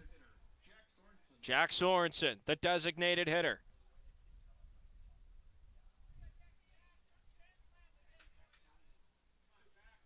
Comes up with an empty base path and 2 outs, and Cooper Bowman, in the blink of an eye, just changed this ball game. 4 runs in the inning on 2 hits. First pitch. Fastball upstairs, 1-0. Schweitzer at the Wayne Gretzky 99th pitch, soon to be the century mark. Here comes the 1-0. Fastball swung on, hit to second. Nice stop on the play by Franz, and his throw to first is in time. That will end it. Cooper Bowman did his job. He came through in the clutch, and Post 22 is back on top. 4 runs, a pair of hits, no errors to Chippewa Falls, nobody left on base. Half the ball game's been played, and Post 22 is back on top. It's 7-5. We'll take a step aside and come right back with the bottom half of the 4th inning in just a few moments. When we return, of course. If we can return. I believe we're having some trouble accessing our commercials. So we'll just sit around and talk for a bit. Post 22 in the round of 16 here of the Gopher Classic, and this is the second time in the last 4 years, since I've been here at least, that they've made it. In the round of 16, the last time they did, they played against Wayzata, and they lost a very narrow 4-3 ball game. Wayzata ended up winning the championship that year. Post 22 later saw Wayzata attend to the Central Plains Regional Tournament. They did not play against them, though. Wayzata, I believe, was knocked out on day 3, if my memory serves me right there. So Post 22 understands what kind of tournament this, what kind of talent, rather, this tournament presents. We now go to the bottom half of the 4th. And Drew Messer is back on the mound for Post 22, and he throws the first pitch outside to Luke Franz, 1-0. Franz, Weiland, and Hutzler slated to hit. And the pitch is swung on, ball's hit sky high in the air, foul territory, first base side, Caldwell minding the fence, and he makes the catch for out number 1. Thankfully, the umpire was right there to help us with the catch. Number 8, pitcher, Dane Weiland. And now, here comes Dane Weiland. Weiland, an empty base path. 1 out here in the bottom of the 4th. Hardhats now with a 7-5 lead. First pitch, called strike inside. 0-1 to the Chippewa Falls backstopper. Weiland 0 for 1 with a walk and a fly out to left. And the next pitch is a breaking ball that just missed inside, 1-1. 90th pitch was just thrown right there by Messer.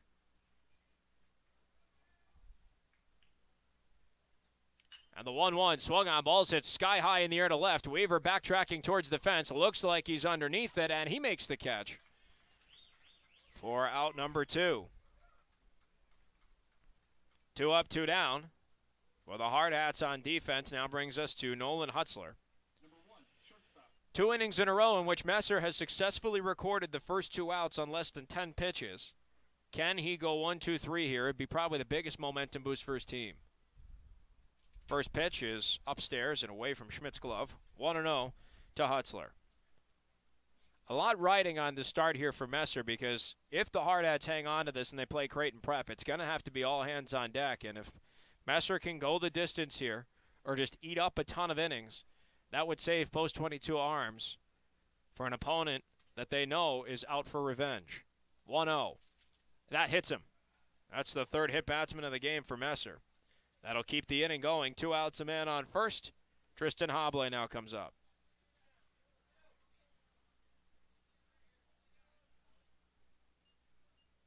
Number 22, right fielder, Tristan Hobley.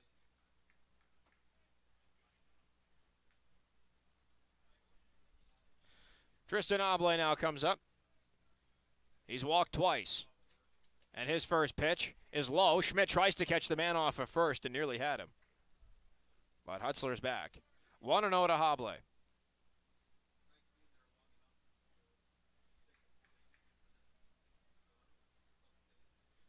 Ball and no strikes the count. And the pitch is high and away. 2-0. Hobley walked on 4 pitches and then on a full count. He's only come around to score once, and he stole a base. 96th pitch for Messer. Here comes his 2-0. Rides too far inside. 3 balls, no strikes.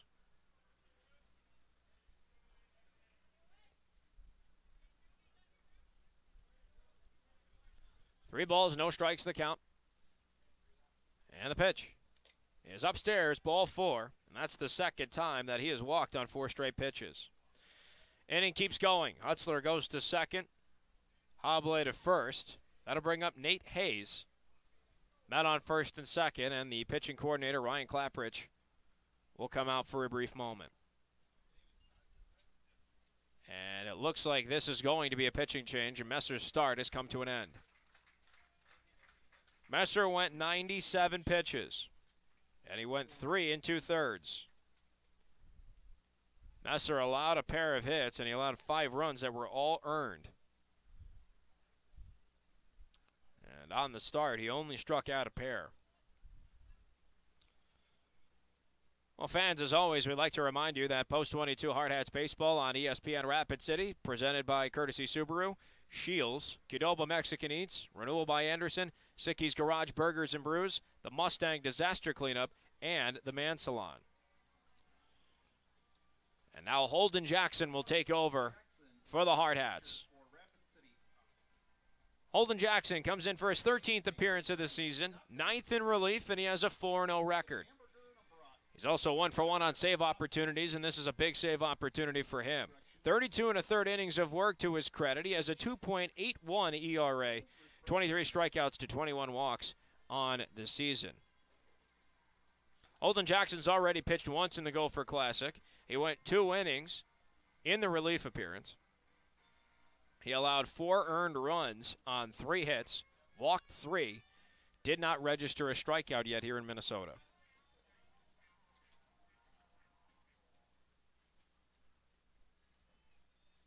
Number 17, first baseman, Nate Hayes.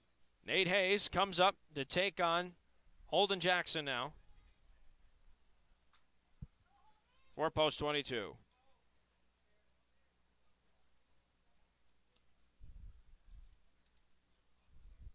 Jackson pitching from the stretch, and his first pitch is a fastball up high, 1-0. Now Messer is responsible for the 2 men on base, which includes the tying run. Post 22, a 7-5 lead now. And the 1-0 called strike right down the pipe. It's 1-1.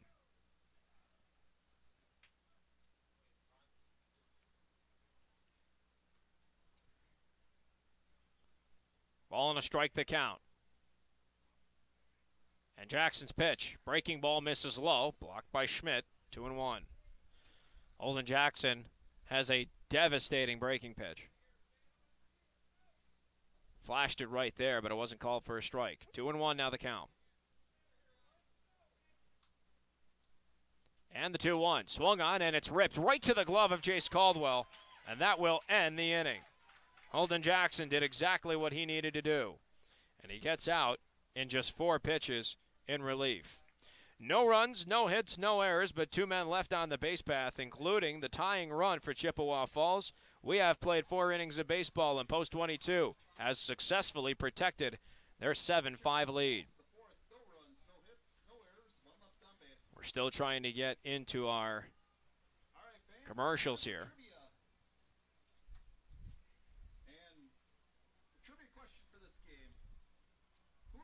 Let's see if things will work for us.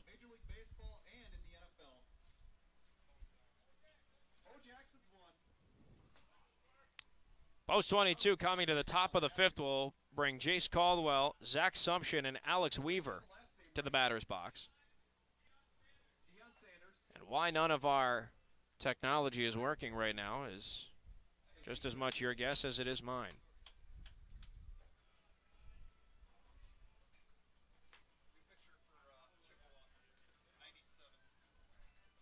Caleb Lau will come out and now pitch for Chippewa Falls.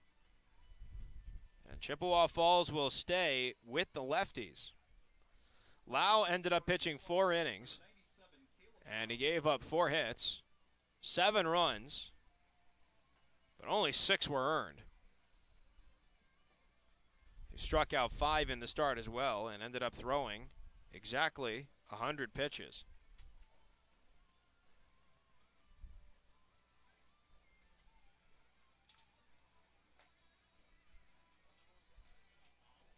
He also walked 6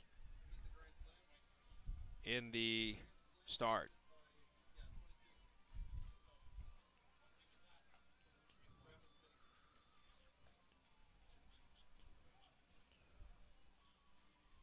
Messer, on the other hand, walked 8, and he hit 3 in his start. So the starter comparison, both starters had a very interesting day on the mound. Messer went 3 2/3, allowed 5 runs on a pair of hits, walked 8, hit 3, and struck out a pair on just less than 100 pitches. On 100 pitches, Bo Schweitzer struck out 5, walked 6, allowed 6 earned runs on 7 total on 4 hits. Caleb Lau now takes over, and he will start off against Jace Caldwell. And the first pitch, swung on and missed. And Caldwell starts behind 0-1. Caldwell 0 for 1 with a walk and a strikeout. And when he made it to the base path, he was stranded on 3rd. And his next pitch is swung on, hit right in the hole between 3rd and short and into left for a base hit. Jace Caldwell gets his first hit of this knockout matchup, and that'll bring up Zach Sumption, who's still looking for his. He struck out twice. Sumption on the tournament came into this matchup batting 143. It was quite a rough go for Sumption, who struck out 4 times and only walked once. 2 for 14 with a pair of singles. He shows bunt, but he fouled off his first attempt. 0-1.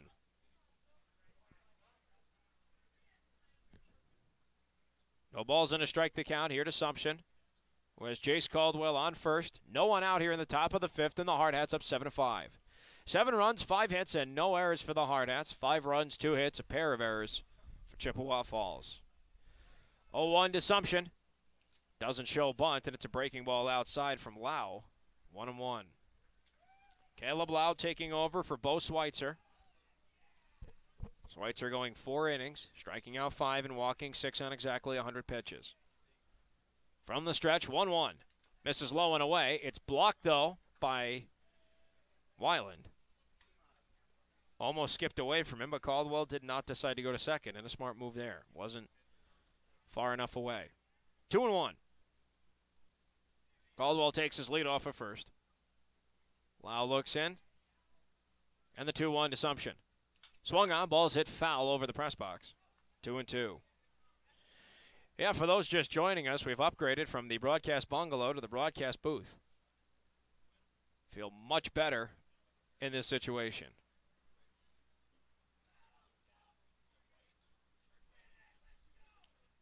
2 balls, 2 strikes to Assumption. Lau looking for his first K in relief. And the 2-2. Breaking ball missed low and inside. And the count goes full.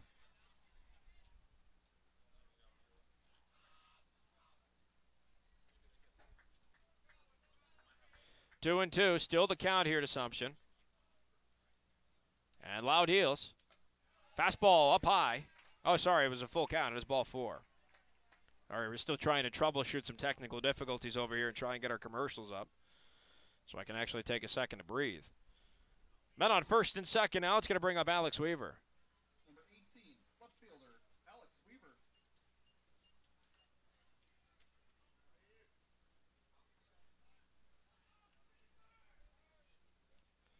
Weaver shows bunt, and the first pitch is low. He pulls back. It's 1-0.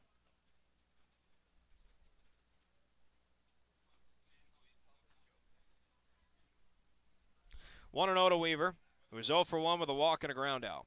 Weaver tried to show bunt on that last pitch. Let's see if he goes back to it. He pulls back to swing, and he pulls it foul. And into the trees. Third base side, 1-1.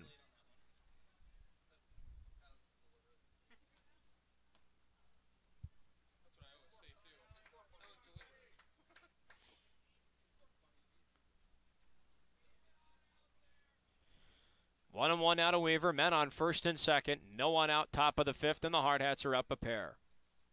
Weaver now shows bunt, and the next pitch hits him. Or are they saying it hit the bat? Well, they're calling it a ball. I thought it hit him.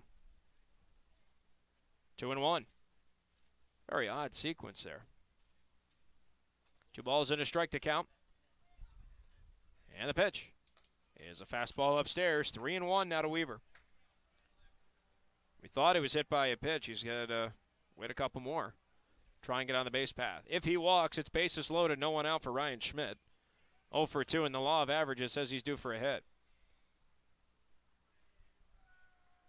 There's the 3-1.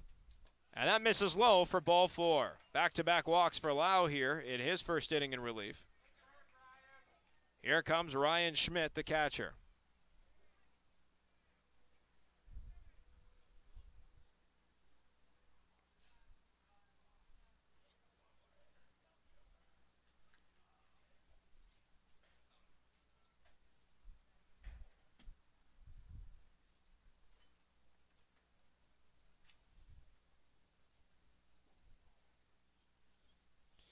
Conference on the mound here is hopefully giving us some time to try and relieve some technical anomalies here.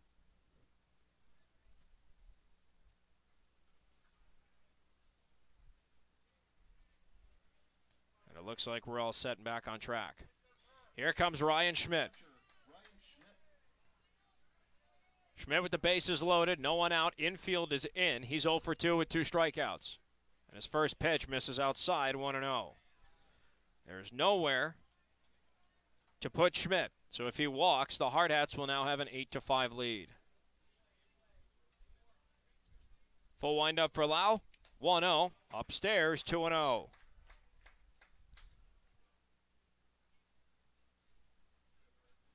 Post 22 has a 7-5 lead. 2 balls away from adding to it by 1. Infield in for Chippewa Falls. 2-0 to Schmidt. Misses low. 3 balls, no strikes. And I will be insanely shocked if that bat leaves the shoulder of Schmidt. 3 balls, no strikes, bases loaded. No one out here in the top of the 5th. The Hardhats are ball 4 away from an 8-5 lead. Here comes the 3-0 from Lau. And that's low and away, ball 4. And the Hardhats will add a run. Caldwell comes in to score from third. Assumption will take third, Weaver to second, and Schmidt will trot to first with the ribby base on balls. Mason Messenger now comes up, and it looks like Lau's relief appearance has come to an end as he comes off the mound, and it looks like they will bring in Hayes. Oh, no, they're not. They're going to bring in from right field Tristan Hable. So the righty will take over. Pitching change for Chippewa Falls, number 22, Tristan Hable. Be interesting to see who they have coming into play right for them.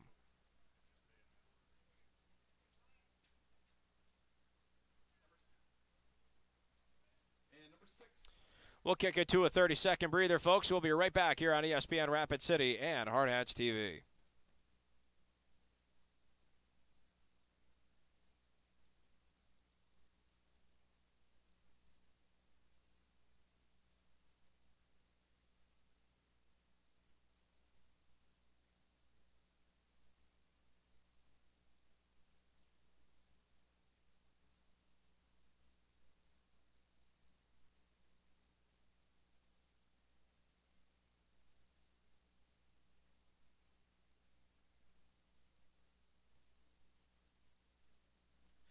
Bo Schweitzer, the starting pitcher, is going to come in and play right field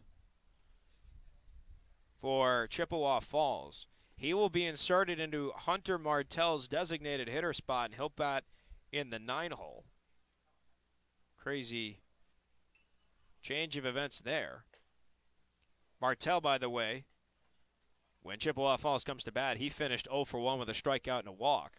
And now Tristan Hoble, the right fielder, will take over for Caleb Lau, who is registered as not even really pitching an inning. And he gave up a hit and a run so far, and he's responsible for everybody on the base path. So his stats could balloon up if the Hardhats clear those base runners. He walked 3, didn't strike anyone out, and only lasted 17 pitches. Tristan Hoble will now come in to take on Mason Messenger. Bases jacked. No one out, top of the 5th, post 22, now up 8-5. Messenger in the ballgame, 1 for 1 with a triple, a walk, and a run scored. Infield is in. Hardhats up by 3, a glorious opportunity to try and pile it on. Mason Messenger steps in. Chippewa Falls with their first righty of the game on the mound. And the first pitch to Messenger, low and away, 1-0. Remember, every base is occupied. There is nowhere to put Messenger. If he walks, a run comes in. Here comes the 1-0. Called strike. Fastball in the outside corner. It's 1-1. 8 runs, 5 hits, no errors for the Hardhats. 5 runs, a pair of hits, a pair of errors for Chippewa Falls. 1-1 to Messenger. Swung on, ball's hit high in the air to center field. Backtracking is Steinmetz. Underneath it, makes the catch. Tagging up from third is Sumption, and he comes in to score. Sac fly RBI for Mason Messenger, and the Hardhats leads now 9-5 with 1 out, men on first and second here in the top of the 5th. Mason Messenger did exactly what he needed to do, either get a base hit or hit it deep enough where Sumption could tag up and fly home. Back to the top of the order. Connor King up for post 22.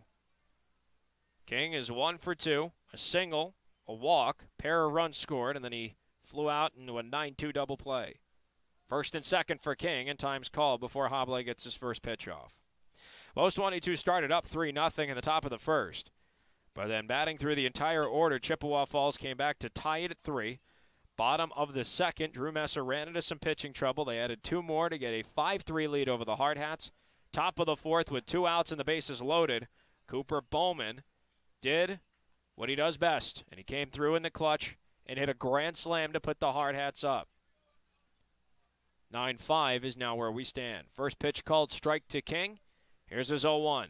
Fastball rides upstairs, and the count evens up at a ball and a strike. Bowman's grand slam put the Hardhats up 7-5, and in this inning they've added 2 more runs on a hit and 3 walks. Then the sacrifice fly. 1-1 to King, fouled off. And he's behind, a ball and 2 strikes. Post 22 is playing in the knockout stage of the 2018 Gopher Classic, the Sweet 16 round. If they win this game, they'll play Creighton Prep for a chance to go to semifinal action tomorrow morning. That game, I would almost imagine, would begin shortly after this one. Ball and 2 strikes to King, and it skips before home plate. 2-2 now the count. Everybody stays put on their base. Weaver on second. Todd Stevens, courtesy running for Schmidt on first. 2 balls, 2 strikes to King. Tristan Oblay. Third pitcher used, second in relief, deals. Swung on, ball's fouled again, and King stays alive. And courtesy running for Schmidt at first base.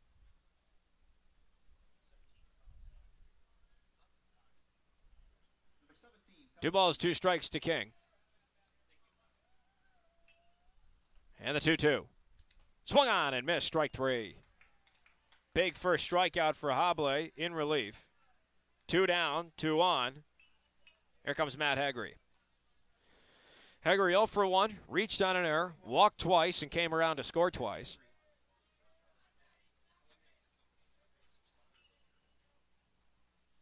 Post 22 with a 9-5 lead. And the first pitch to Hegre, a called strike. Fastball at his knees, it's 0-1.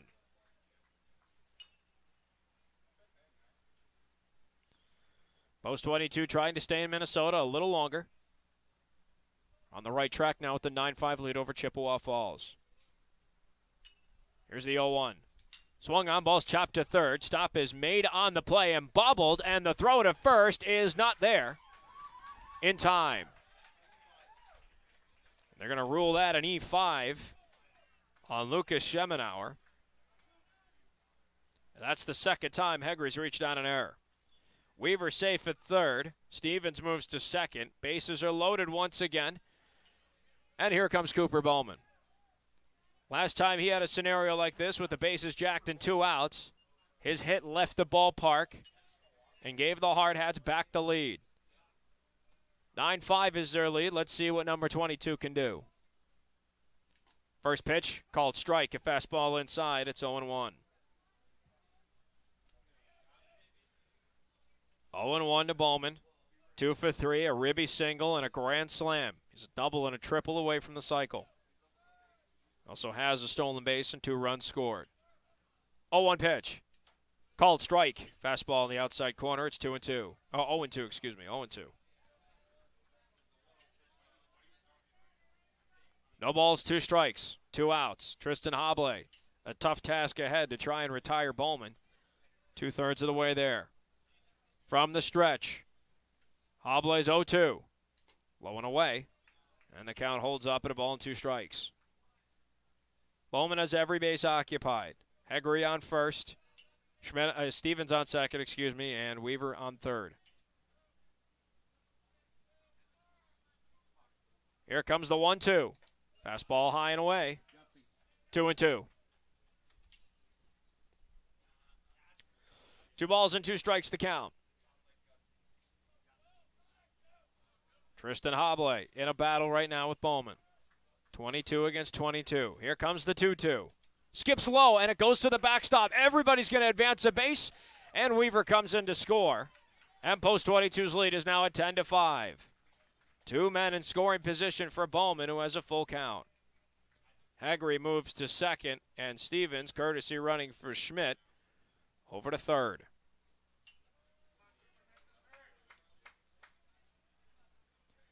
Three balls, 2 strikes to Bowman. Does the inning end, or does Hobley see Jack Sorensen? Payoff pitch. Swung on, ball's hit sky high in the air. Foul territory. And it lands just to the right of the grandstands down the third baseline. Count remains full. Payoff pitch number 2 coming up. If Bowman's retired, the bottom third of the order is slated to hit for Chippewa Falls. If not, Jack Sorensen patiently waiting for a chance. Payoff pitch number 2. And stepping off is Hobley. He'll take some time to think about it, and if I were him, I'd do the same thing. Post 22 now a 10-5 lead. They've scored 7 runs in the last 2 innings, including this one. Hobley, a deep breath. Here's payoff number 2. Swung on, ball's turned high in the air, but foul.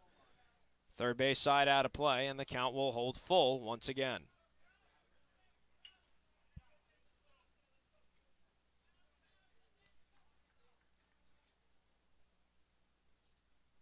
Payoff pitch number 3. to come from Hobley.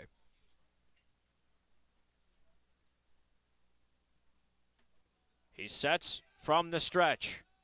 Payoff number 3. Low and away. Ball 4, and it skips away. And coming in to score is Todd Stevens. And it's 11-5. It'll be men on the corners and 2 outs for Jack Sorensen.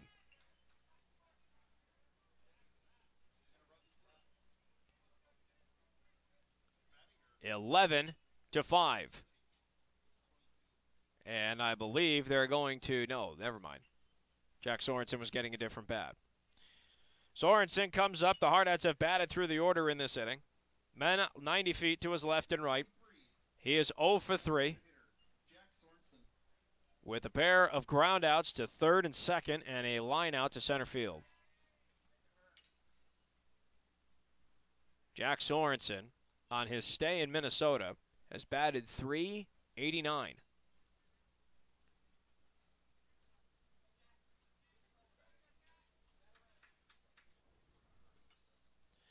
And Sorensen will take some time before stepping back into the batter's box. You can barely see the batter's box at this point. Right at home plate. Sorensen, men on the corners. 2 outs, up 11-5. First pitch skips into the dirt, and Bowman will take off for second.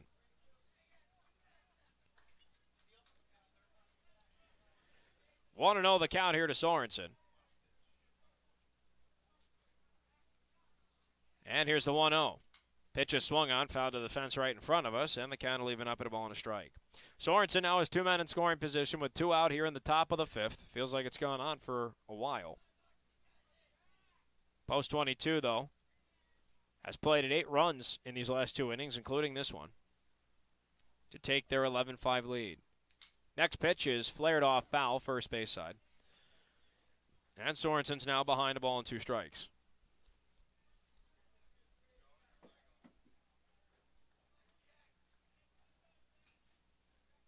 One and 2 the count to Sorensen. Hardhats have batted through the lineup. Jace Caldwell, who started off the inning, on deck. 1-2, lined into left field, but foul. And the count will hold at a ball and 2 strikes.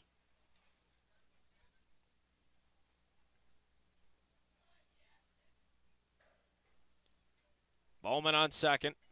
Haggerty on third. 1 and 2, the count to Sorensen. Hobley trying to get out of it. And the pitch is low and away, and Weiland gets the block. It's 2 and 2. Hobley is working on what will now be his 25th pitch. Caleb Lau started off the inning in relief, didn't even get credit for pitching an inning, didn't register an out.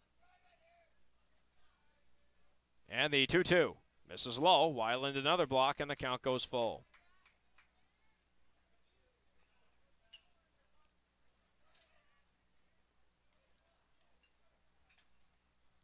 And all of Lau's base runners came across.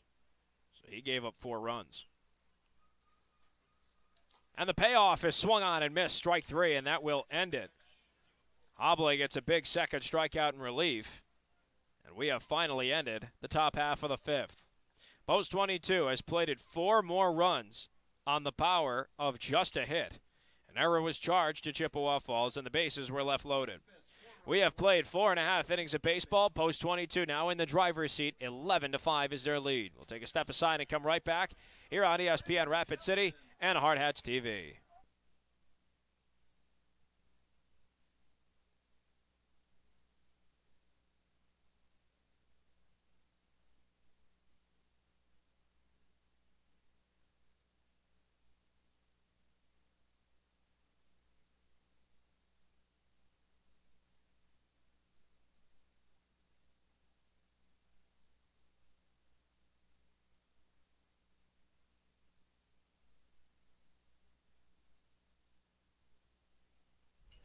Thad Caldwell, our official scorer, has the results from bracket play here, the Gopher Classic Sweet 16 round.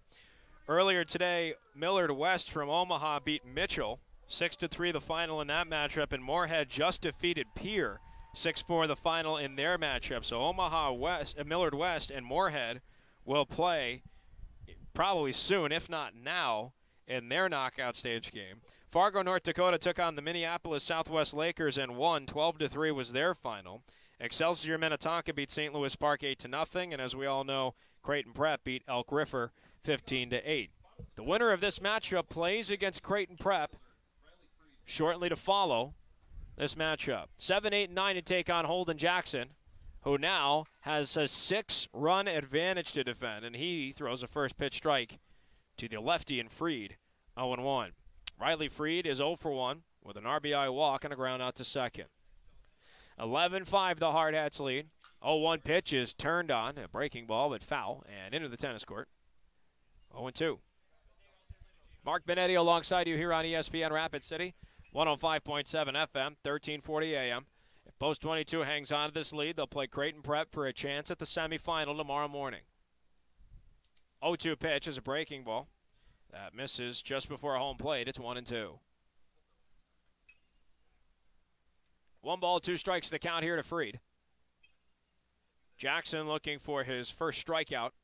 Just his second batter faced in relief here in the bottom half of the 5th. 1-2 pitch. Swung on and just fouled.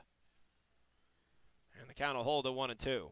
Jackson came in for Drew Messer, who went 3 2/3, walked 8 in his start, struck out a pair and hit 3 batters. Jackson needed to get a big out in the bottom half of the 4th and did exactly that. Full windup, 1-2 to Freed. Misses inside, count evens up at 2 balls and 2 strikes. Jackson needs to be as efficient as possible in this game. They would love to have him for a short relief option tomorrow if the Hardhats made the semis. 2-2 pitch, swung on, lined in the air to left center field. King on the run makes the catch to his left. And that's out number 1 here in the bottom of the 5th. 1 up, 1 down, and that'll bring up Luke Schemenauer, the third baseman. Schemenauer 0-for-1 with an RBI hit by pitch and a fly out to left. 11-5 the Hardhats lead. Trying to hang on for a rematch against Creighton Prep. And first pitch is a fastball in the outside corner called strike. 0-1 to Schemenauer. Post 22 beat Creighton Prep on their own turf. 5-2 the final, a come-from-behind win in their tournament. 0-1 to Schemenauer. Breaking ball swung on and missed. There's that curve from Holden Jackson, 0-2. Jackson looking for his first strikeout in relief and a second out to this bottom half of the 5th. 0-2 to Schemenauer. Swung on and missed, strike 3. And there is his first strikeout in relief, and 2 up, 2 down for the Hardhats on defense. That'll bring us to Bo Schweitzer, who came in to substitute for the DH. Hunter Martell actually came in to substitute for right fielder Tristan Hobley to come pitch, so he takes over the DH spot in the order. First pitch from Jackson is upstairs, 1-0. Schweitzer started off the game on the mound for Chippewa Falls, and he went 4 innings, allowed 7 runs, 6 of them earned on 4 hits. Dead on 100 pitches. 1-0 pitch misses low and inside, 2-0. Struck out 5 and walked 6 in the start as well. 2 balls, no strikes from Jackson. And the 2-0. Too far inside, 3-0. 12th pitch of the inning here for Jackson.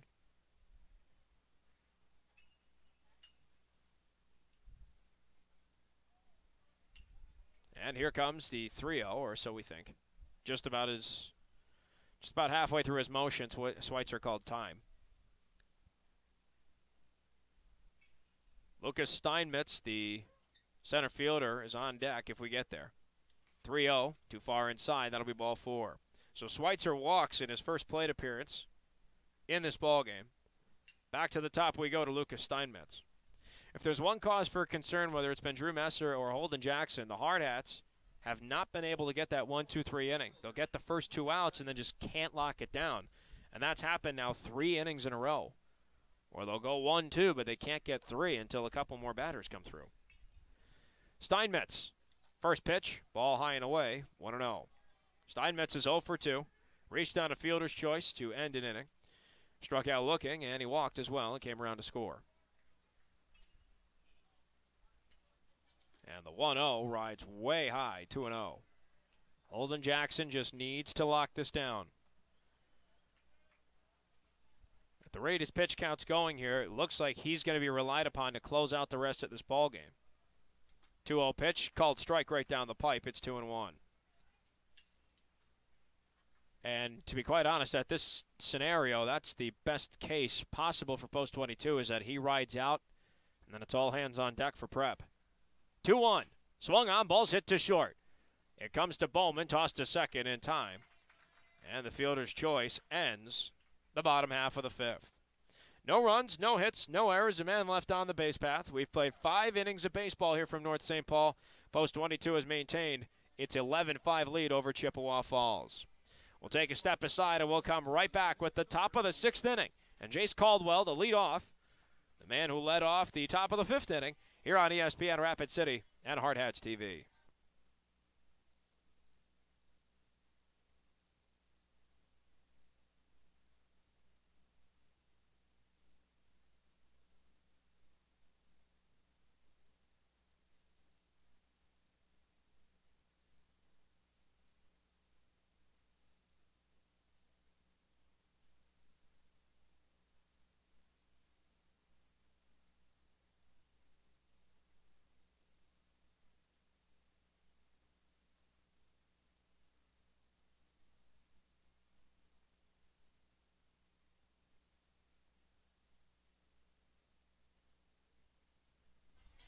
Post 22 Hardhats baseball here on ESPN Rapid City is presented by Courtesy Subaru, Shields, Qdoba Mexican Eats, Renewal by Anderson, Sicky's Garage Burgers and Brews, the Mustang Disaster Cleanup, and the Man Salon. Post 22 has an 11-5 lead over Chippewa Falls after 5 innings of play as we head into the top of the 6th. Post 22 in the driver's seat with 11 runs on just 5 hits and no errors on defense. Chippewa Falls 5 runs on a pair of hits and 3 errors. Mark Benetti alongside you here on ESPN Rapid City and on Hardhats-TV. Jace Caldwell led off the top of the 5th. He will lead off the top of the 6th. Hardhats batted through the lineup in that top of the 5th inning, plating 4 more runs. First pitch to Caldwell hits him. He's a ball magnet. That's what, 4 times this tournament he's been hit? And he takes a first pitch, hit by pitch, from Tristan Hobley, who is working his 2nd inning of relief. Leadoff man's on, and that'll bring us to Zach Sumption. Sumption 0 for 2, pair of strikeouts, a walk, and a run scored. And his first pitch rides inside, 1-0. The winner of this matchup gets Creighton Prep in the Elite 8 of this tournament. Winner of that goes to the semis tomorrow morning. 1-0 pitch, swung on, ball's turned on foul, and it goes out of play. Ball and a strike. Zach Sumption is up. He'll be followed by Alex Weaver in the top of the 6th here. No one out, and a man on first. Jace Caldwell takes his lead. Hobley waits, 1-1. Misses low. Weiland gets the block, 2 balls and a strike now to Sumption. Post 22 had an early 3-0 lead. In the top of the 1st, bottom of the 1st, Chippewa Falls countered with 3 runs of their own. 2-1 Sumption is swung on and missed. 2-2. Then in the bottom of the 2nd, Drew Messer got into some pitching trouble after Chippewa Falls batted through the lineup in the 1st inning. They plated 2 more in the 2nd on a pair of walks, actually 4 walks, and an RBI double play. And we have time as Hobley steps off the rubber. 5-3 was the Chippewa Falls lead. Then we get to the top of the 4th. Bases loaded, 2 outs, and Cooper Bowman drops a grand slam. Next pitch skips, and it goes to the backstop, and Caldwell will take 2nd on the wild pitch. Bowman hits the grand slam. 7-5 is the Hardhats lead, and they have taken over since. 8 runs in the 4th and 5th inning. 8 unanswered to go up 11-5. 3-2 count here to Sumption with a man on 2nd. Hobley looks to Caldwell, and his payoff to Sumption is upstairs, ball 4. That's the 2nd time he's walked. 1st and 2nd now. for the Hardhats, and it looks like we'll have a conference on the mound. Whether that means Hobley is not pitching anymore, looks like that's the case. And it looks like Hobley will go back to right, and Schweitzer will come back into the dugout, and it looks like Schweitzer's brief stint as a substitute will come to an end. We'll take a step aside, folks, and when we come back, we'll give you everything you need to know about the new pitcher for Chippewa Falls here on ESPN Rapid City and Hardhats-TV.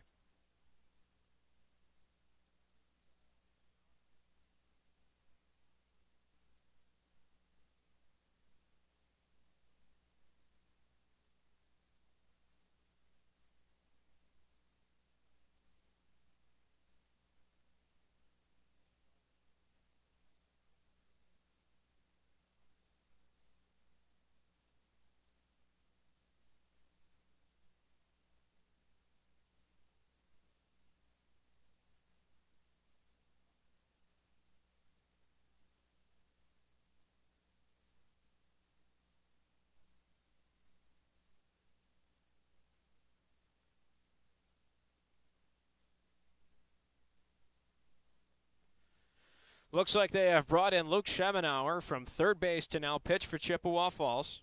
They have brought Schweitzer out of right field and reestablished Hobley as the right fielder. And now, Jake Sabaska will come in and play third base, and Sabaska will be slotted into the 9-hole. So Sabaska, number 9, out in the hot corner. Hobley back in right, and Schemenauer on the mound. And Schemenauer will take on Alex Weaver with men on first and second, and no one out here in the top of the 6th with post 22 up 11-5. Round of 16 here, the Gopher Classic. Hardhats win. They'll play Creighton Prep in the quarterfinal. The Elite 8. They win that matchup, they'll go to the semifinal tomorrow morning. Creighton Prep beat Elk River earlier this morning, 15-8 to gain entry into the round of 8. Weaver hits the ball to the new third baseman Sabaska, and he bobbles it. And that'll be an E5 for Weaver, and it'll load the bases up. No one out, every base occupied. Here comes Ryan Schmidt. RBI base on balls the last time he was up. Infield's in, and his first pitch from Schemenauer is upstairs, and we 1-0. Not a good start to Sabaska. That's the 4th error of the ball game for Chippewa Falls. 1-0 from Schemenauer. Misses in the dirt, and Weiland gets the block. 2-0. Schmidt's RBI base on balls came on 4 pitches the last time. He's halfway there now. 2-0 from Schemenauer. Fastball high and away, 3-0. Infield is in, even though the Hardhats have a 6-run lead. Here in the top of the 6th, Chippewa Falls just trying to limit the damage here. And the 3-0 to Schmidt is up a high again, ball 4, and Schmidt will have his 2nd RBI base on balls in the ballgame, and the Hardhats now have a 12-5 lead.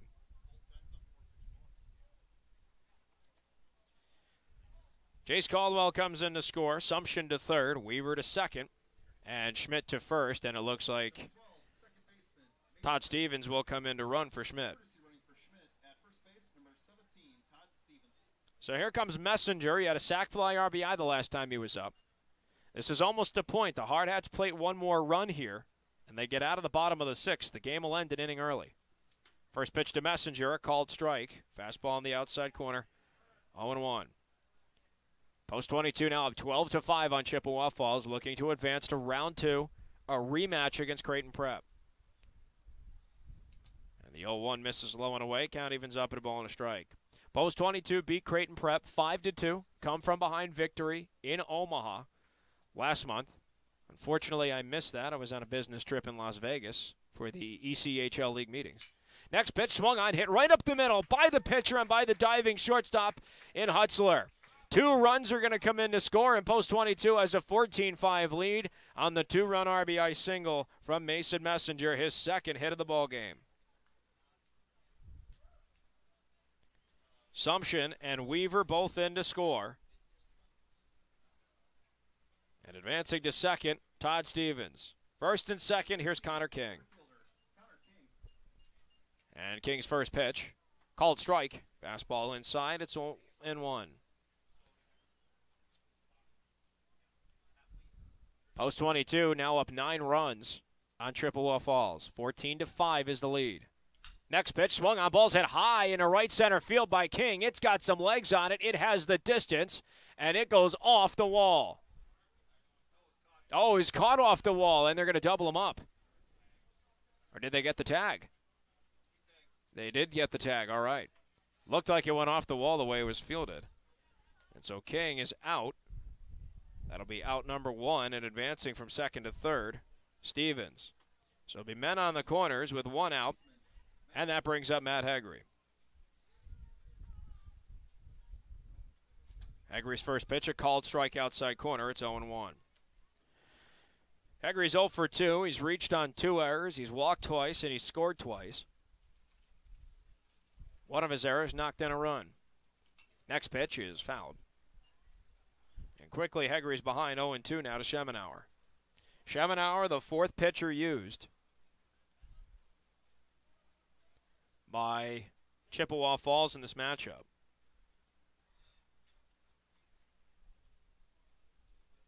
First pitch. Swung on, ball's hit to short. Stop is made on the play by Hutzler to second for 1, first for 2, and he got it. And that will end the top half of the 6th. 3 runs on a hit with an error charged. And a man left on the base in scoring position. We've played 5.5 innings of baseball. If Post 22 can maintain 8 runs or more as their lead, they will end the game an inning early. Post 22 up 14-5. Going into the bottom half of the inning. We'll be right back on ESPN Rapid City and Hardhats-TV.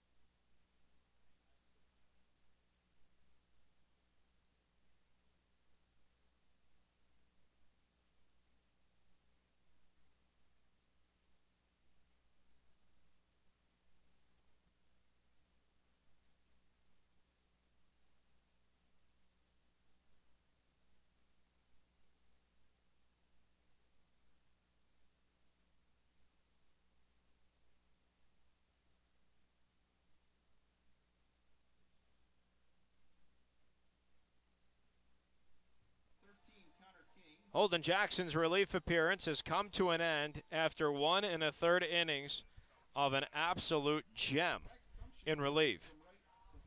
He struck out 1, didn't walk anyone, and threw 21 pitches. Connor King is going to come in from center field to pitch, and Zach Sumption will patrol center field now. Connor King on the year pitching.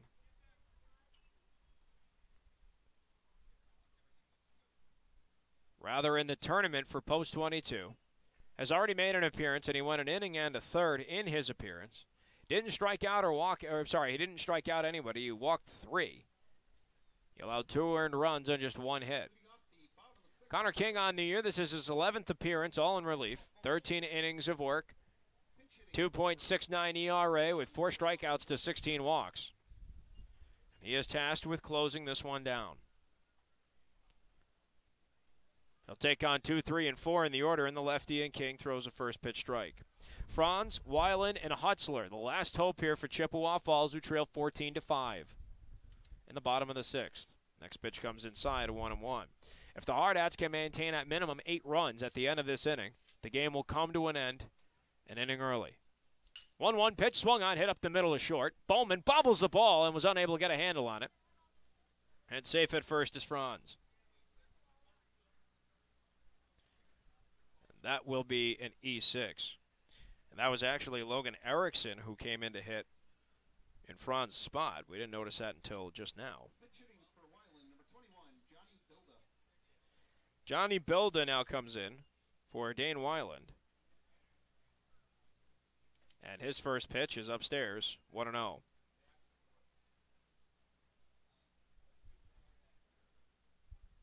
(14-5) the Hardhats lead. Erickson is on first. And the 1-0 is low from King, 2-0.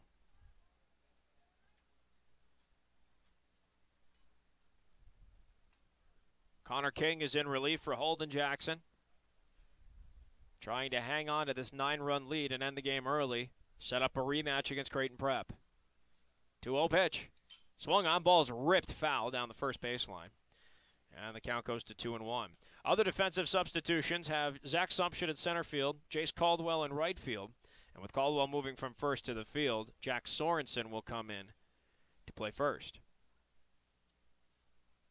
2-1 pitch. Swung on, and it's fouled again. First base side out of play, and Bilda now has a 2-2 count. Nolan Hutzler is on deck, so he will not be substituted in the cleanup spot.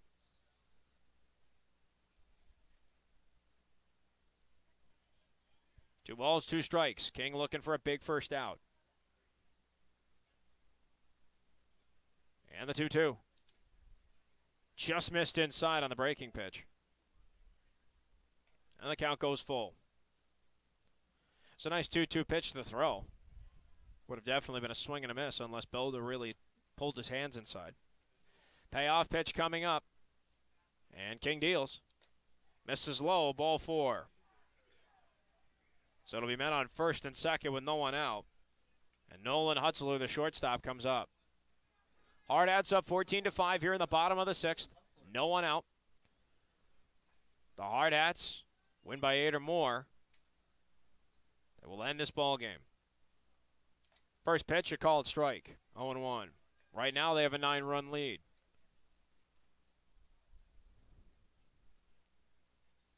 Chippewa Falls scores 2 runs in this inning. They'll have to play the 7th. Next pitch, a called strike outside corner from King again. It's 0-2. That would do wonders to save arms if they took out the extra inning in this one. So Post 22 would like to end it now. 0-2 to Hutzler. Swung on, ball's hit to third, and by Hegrian into left for a base hit. Weaver comes in to field it, but they're going to hold up everyone. And it'll be bases loaded with nobody out. And it'll bring up a new batter. Looks like Cooper Fosvik.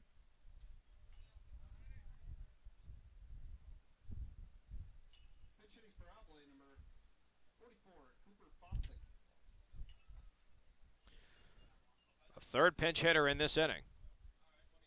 And he starts off 1-0 with the bases loaded. And the 1-0 missed outside, 2-0. Bases loaded, no one out here in the bottom of the 6th. The Hardhats trying to get out of this with a lead. Hegri, the stop. He'll tag third, and his throw to first is not in time. And Jack Sorensen fields it down. So he gets at least one out, and now the lead is at 14-6. The RBI fielder's choice. So Bilda thrown out going to third, Hutzler to second, and Fosvik to first.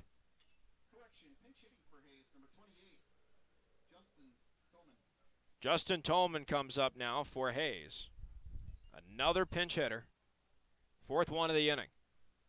First pitch from King, called strike inside. It's 0-1. Double play can end the ball game. The Hardhats have to keep it here, though, at 14-6. If they allow another run, they have to play the 7th. Runner goes to third. Next pitch is swung on. It's lined into right field. That'll drop for a base hit. Caldwell gets it, and he fires it home, and the throw won't get there in time. And we'll have to play a 7th inning. It's 14-7. RBI single for Tolman with one out. Fosvik moves to second.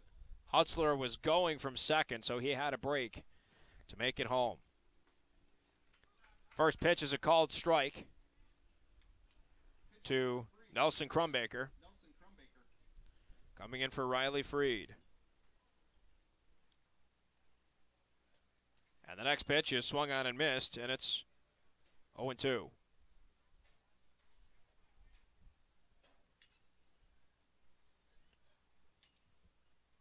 And the next pitch misses high and inside.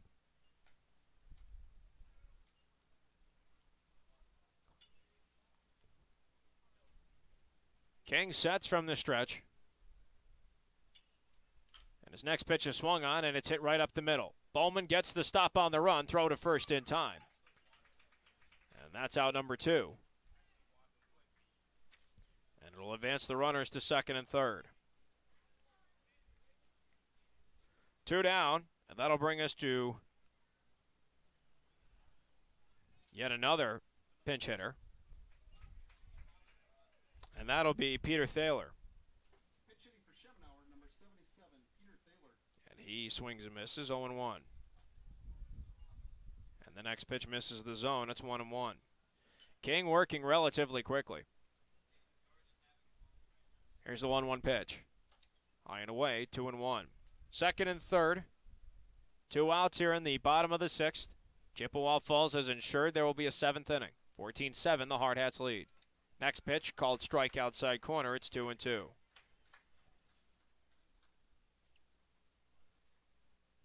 Two balls, 2 strikes the count.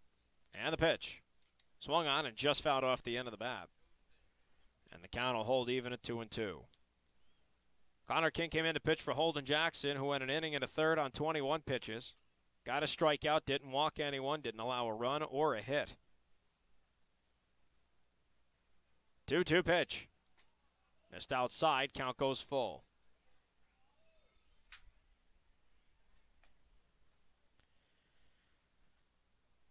Connor King, 1 strike away from bringing us to the final inning of the game.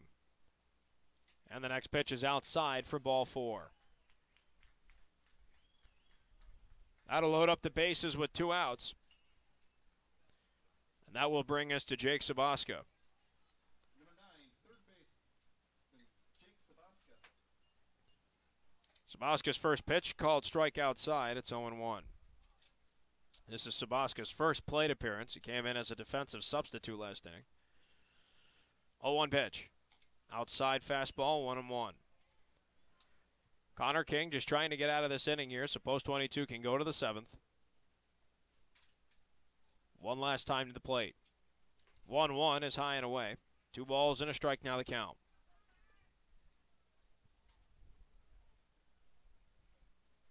Post 22 had a 9-run lead coming into this inning. Chippewa Falls since has plated 2. So the game won't end early. 2-1, swung on, line to third. Hegre gets the catch, and that'll end it. For Chippewa Falls, it was 2 runs on the power of 2 hits. There was an error charge to the Hardhats, and the bases were left loaded.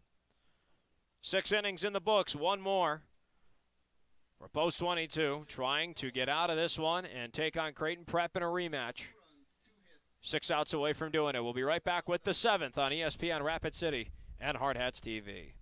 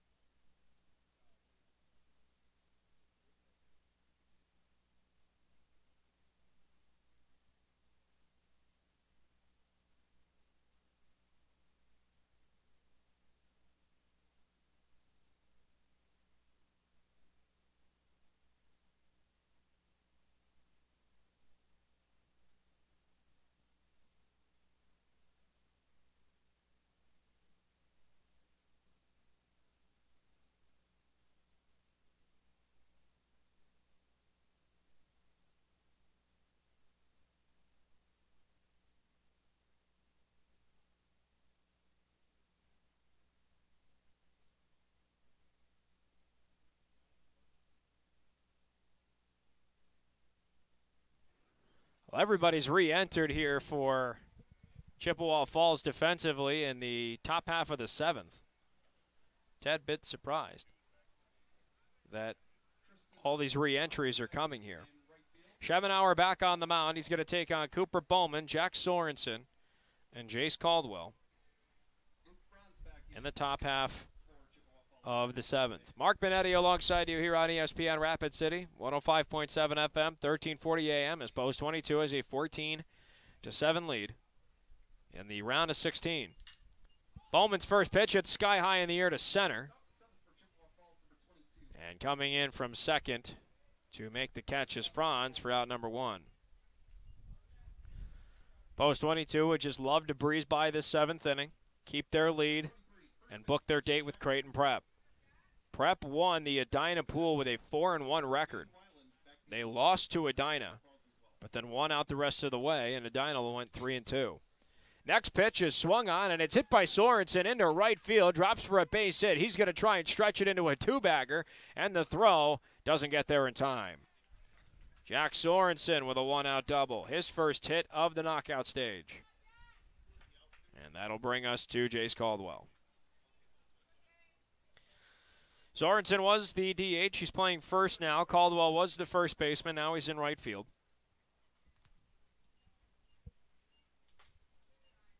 And the first pitch is a ball. Right at the letters of Caldwell. 1-0. Caldwell on the ball game is 1 for 2. He's walked, he's been hit by a pitch, and he's come around to score twice, and he looks at a strike. Outside corner, it's 1-1. Post 22 up 14-7 here in the final inning of their Sweet 16 game against Chippewa Falls. Next pitch is chopped foul, and Caldwell's behind 1-2. Post 22 was down 5-3 in the second inning. In the fourth, had the bases loaded and 2 outs, and Cooper Bowman bombed one over the left field wall to put the Hardhats up 7-5, and they have not looked back since. The Hardhats had 11 unanswered runs before Chippewa Falls countered with 2 in the bottom half of the 6th. And the next pitch was low and away to Caldwell. It's 2-2. Barring any substitutions, Zach Sumption's on deck. 2-2. Low and away, and the count goes full now to Caldwell. Jack Sorensen on second with 1 out here in the top of the 7th. Post 22 is up 14-7. Just trying to get out of this game without anybody getting hurt. Payoff pitch, swung on, balls hit sky high in the air to left. It's got some legs on it. It has the distance, dies just at the wall, and the catch is made by Freed. Advancing to third on the catch is Sorensen. Jace Caldwell was about 5 feet away from a home run. And now 2 down with a man on third, and Zach Sumption potentially is the last offensive out for the Hardhats.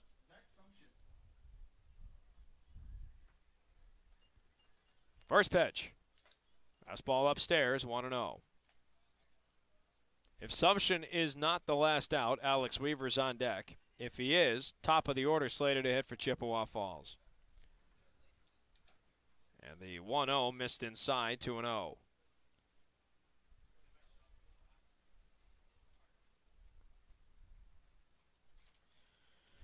Two balls, no strikes to Sumption. And the next pitch misses outside. It's 3-0.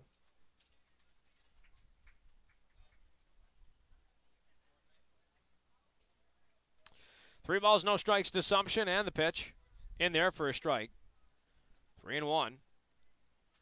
Jack Sorensen 90 feet to his left on third. Post 22 now up 14-7. 3-1 swung on. It's hit to short. Stops made on the play by Hutzler. No, it goes by Hutzler. And in a left, I thought he made the stop. It went just right by him. And that's an E6. It's going to score Sorensen, and now it's a 15-7 Hardhats lead. Alex Weaver now comes up. 2 outs. The inning keeps going. And Schemenauer's first pitch to Weaver, a called strike. It's 0-1.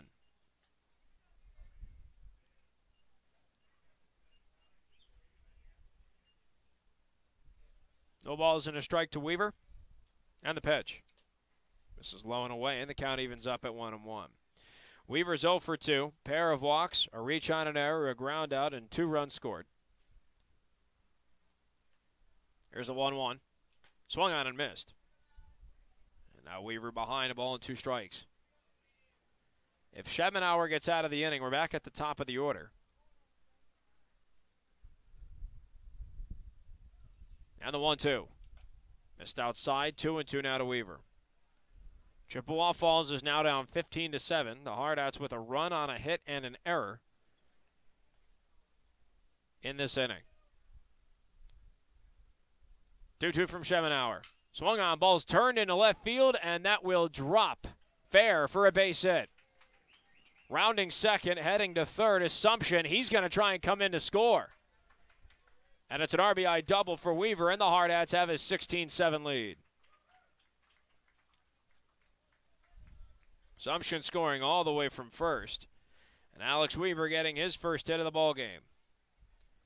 2-out RBI double. And now Ryan Schmidt comes up to keep the inning going. And the first pitch rides up high, 1-0 on Schmidt.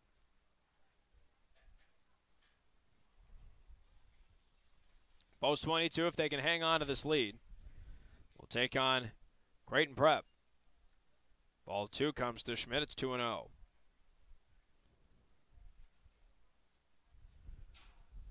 2-0 to Schmidt's low and away. 3 balls, no strikes to the Hardhats catcher here in the top of the 7th. 16-7 is the Hardhats lead.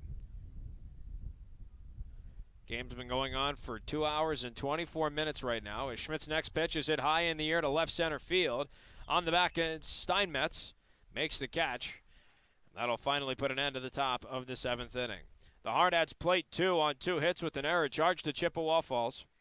And there was 1 man left on base in scoring position. Hardhats are 3 outs away from advancing to the quarterfinal of the 2018 Gopher Classic. When we come back, it's the top of the Chippewa Falls order here on ESPN Rapid City and Hardhats-TV.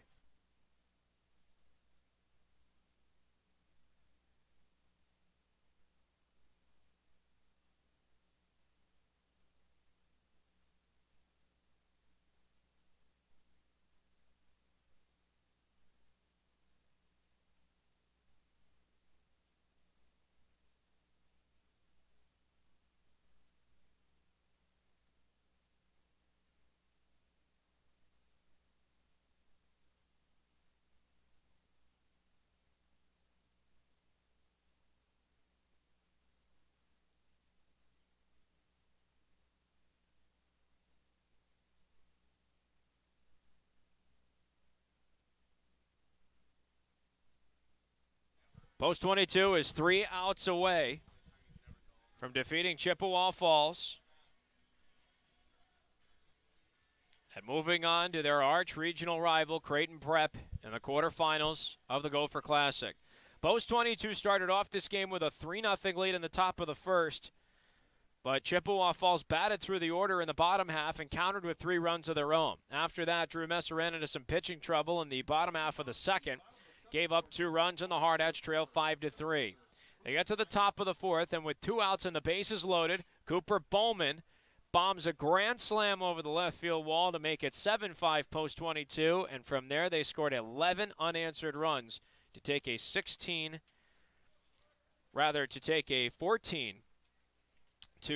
lead, and then Chippewa Falls answered with 2 to make it 14-7, perpetuate the game 1 more inning. And then Hardhats put up 2 more in this inning to make it 16-7. Luke Franz is back in, and I don't understand these substitution rules, so I'll have to educate myself. And his 0-1 pitch misses low and away, and the count leaving up to a ball and a strike. Steinmetz led off with a single to right field to start off the inning. So it's a man on with no one out, bottom of the 7th. Next pitch is hit foul, high in the air to the right of our press box and out. And it's a ball and 2 strikes. Chippewa Falls needs 9 runs to keep this game going. 16-7 is the Hardhats lead.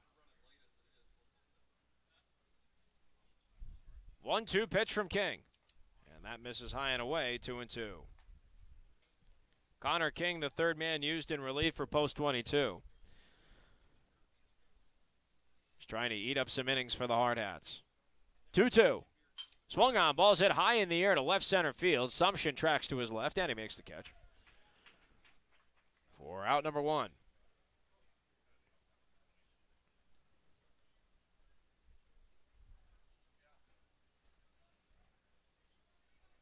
Coming back is Dane Weiland. Weiland, the catcher. 0 for 2 with a walk. And his first pitch misses low and away. It's 1-0. On first is Steinmetz. 1 out. Double play in effect to end the inning. And the 1-0. Pitch is swung on, chopped foul down the third base side, and it's 1-1.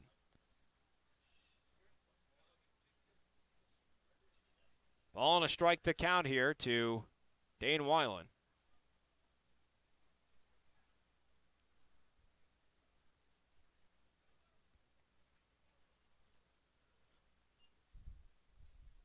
Connor King with a man on first and 1 out, trying to end the ball game, send the Hardhats to the quarterfinal. 1-1. Breaking ball missed outside, 2-1. Post 22 would take on Creighton Prep, who went 4-1 in the Edina Pool as the site champion. They beat Elk River 15-8 in the game prior to this one. King a check to first, not there in time. Back safely Steinmetz.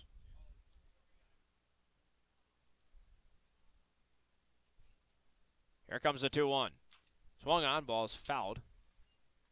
2-2.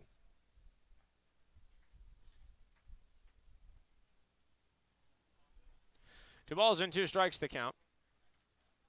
King looking for his first K in relief.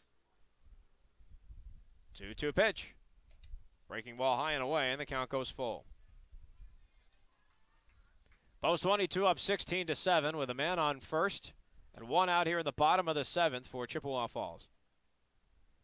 Payoff pitch. Caught him looking, strike 3.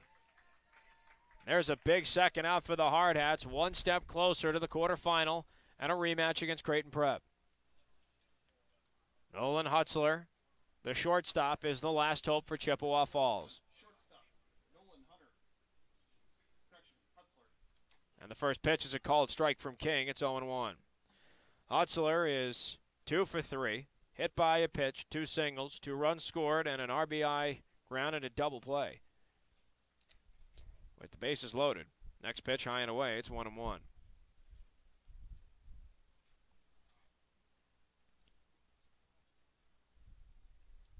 And here comes the 1-0 pitch. Swung on, ball's hit foul. And the count now goes to a ball and 2 strikes. Post 22, 1 strike away from moving to the quarterfinal. And King's 1-2 pitch. Swung on, ball's chopped right back to the mound. Over King's head, Bowman can't come up with a throw. That'll be a 2-out infield single for Nolan Hutzler. The inning keeps going, and now the game is on the bat of Tristan Hoble. Number 22, right fielder, Tristan Hoble. Hoble walked 3 times in this ball game, and he looks at a first pitch ball. It's 1-0.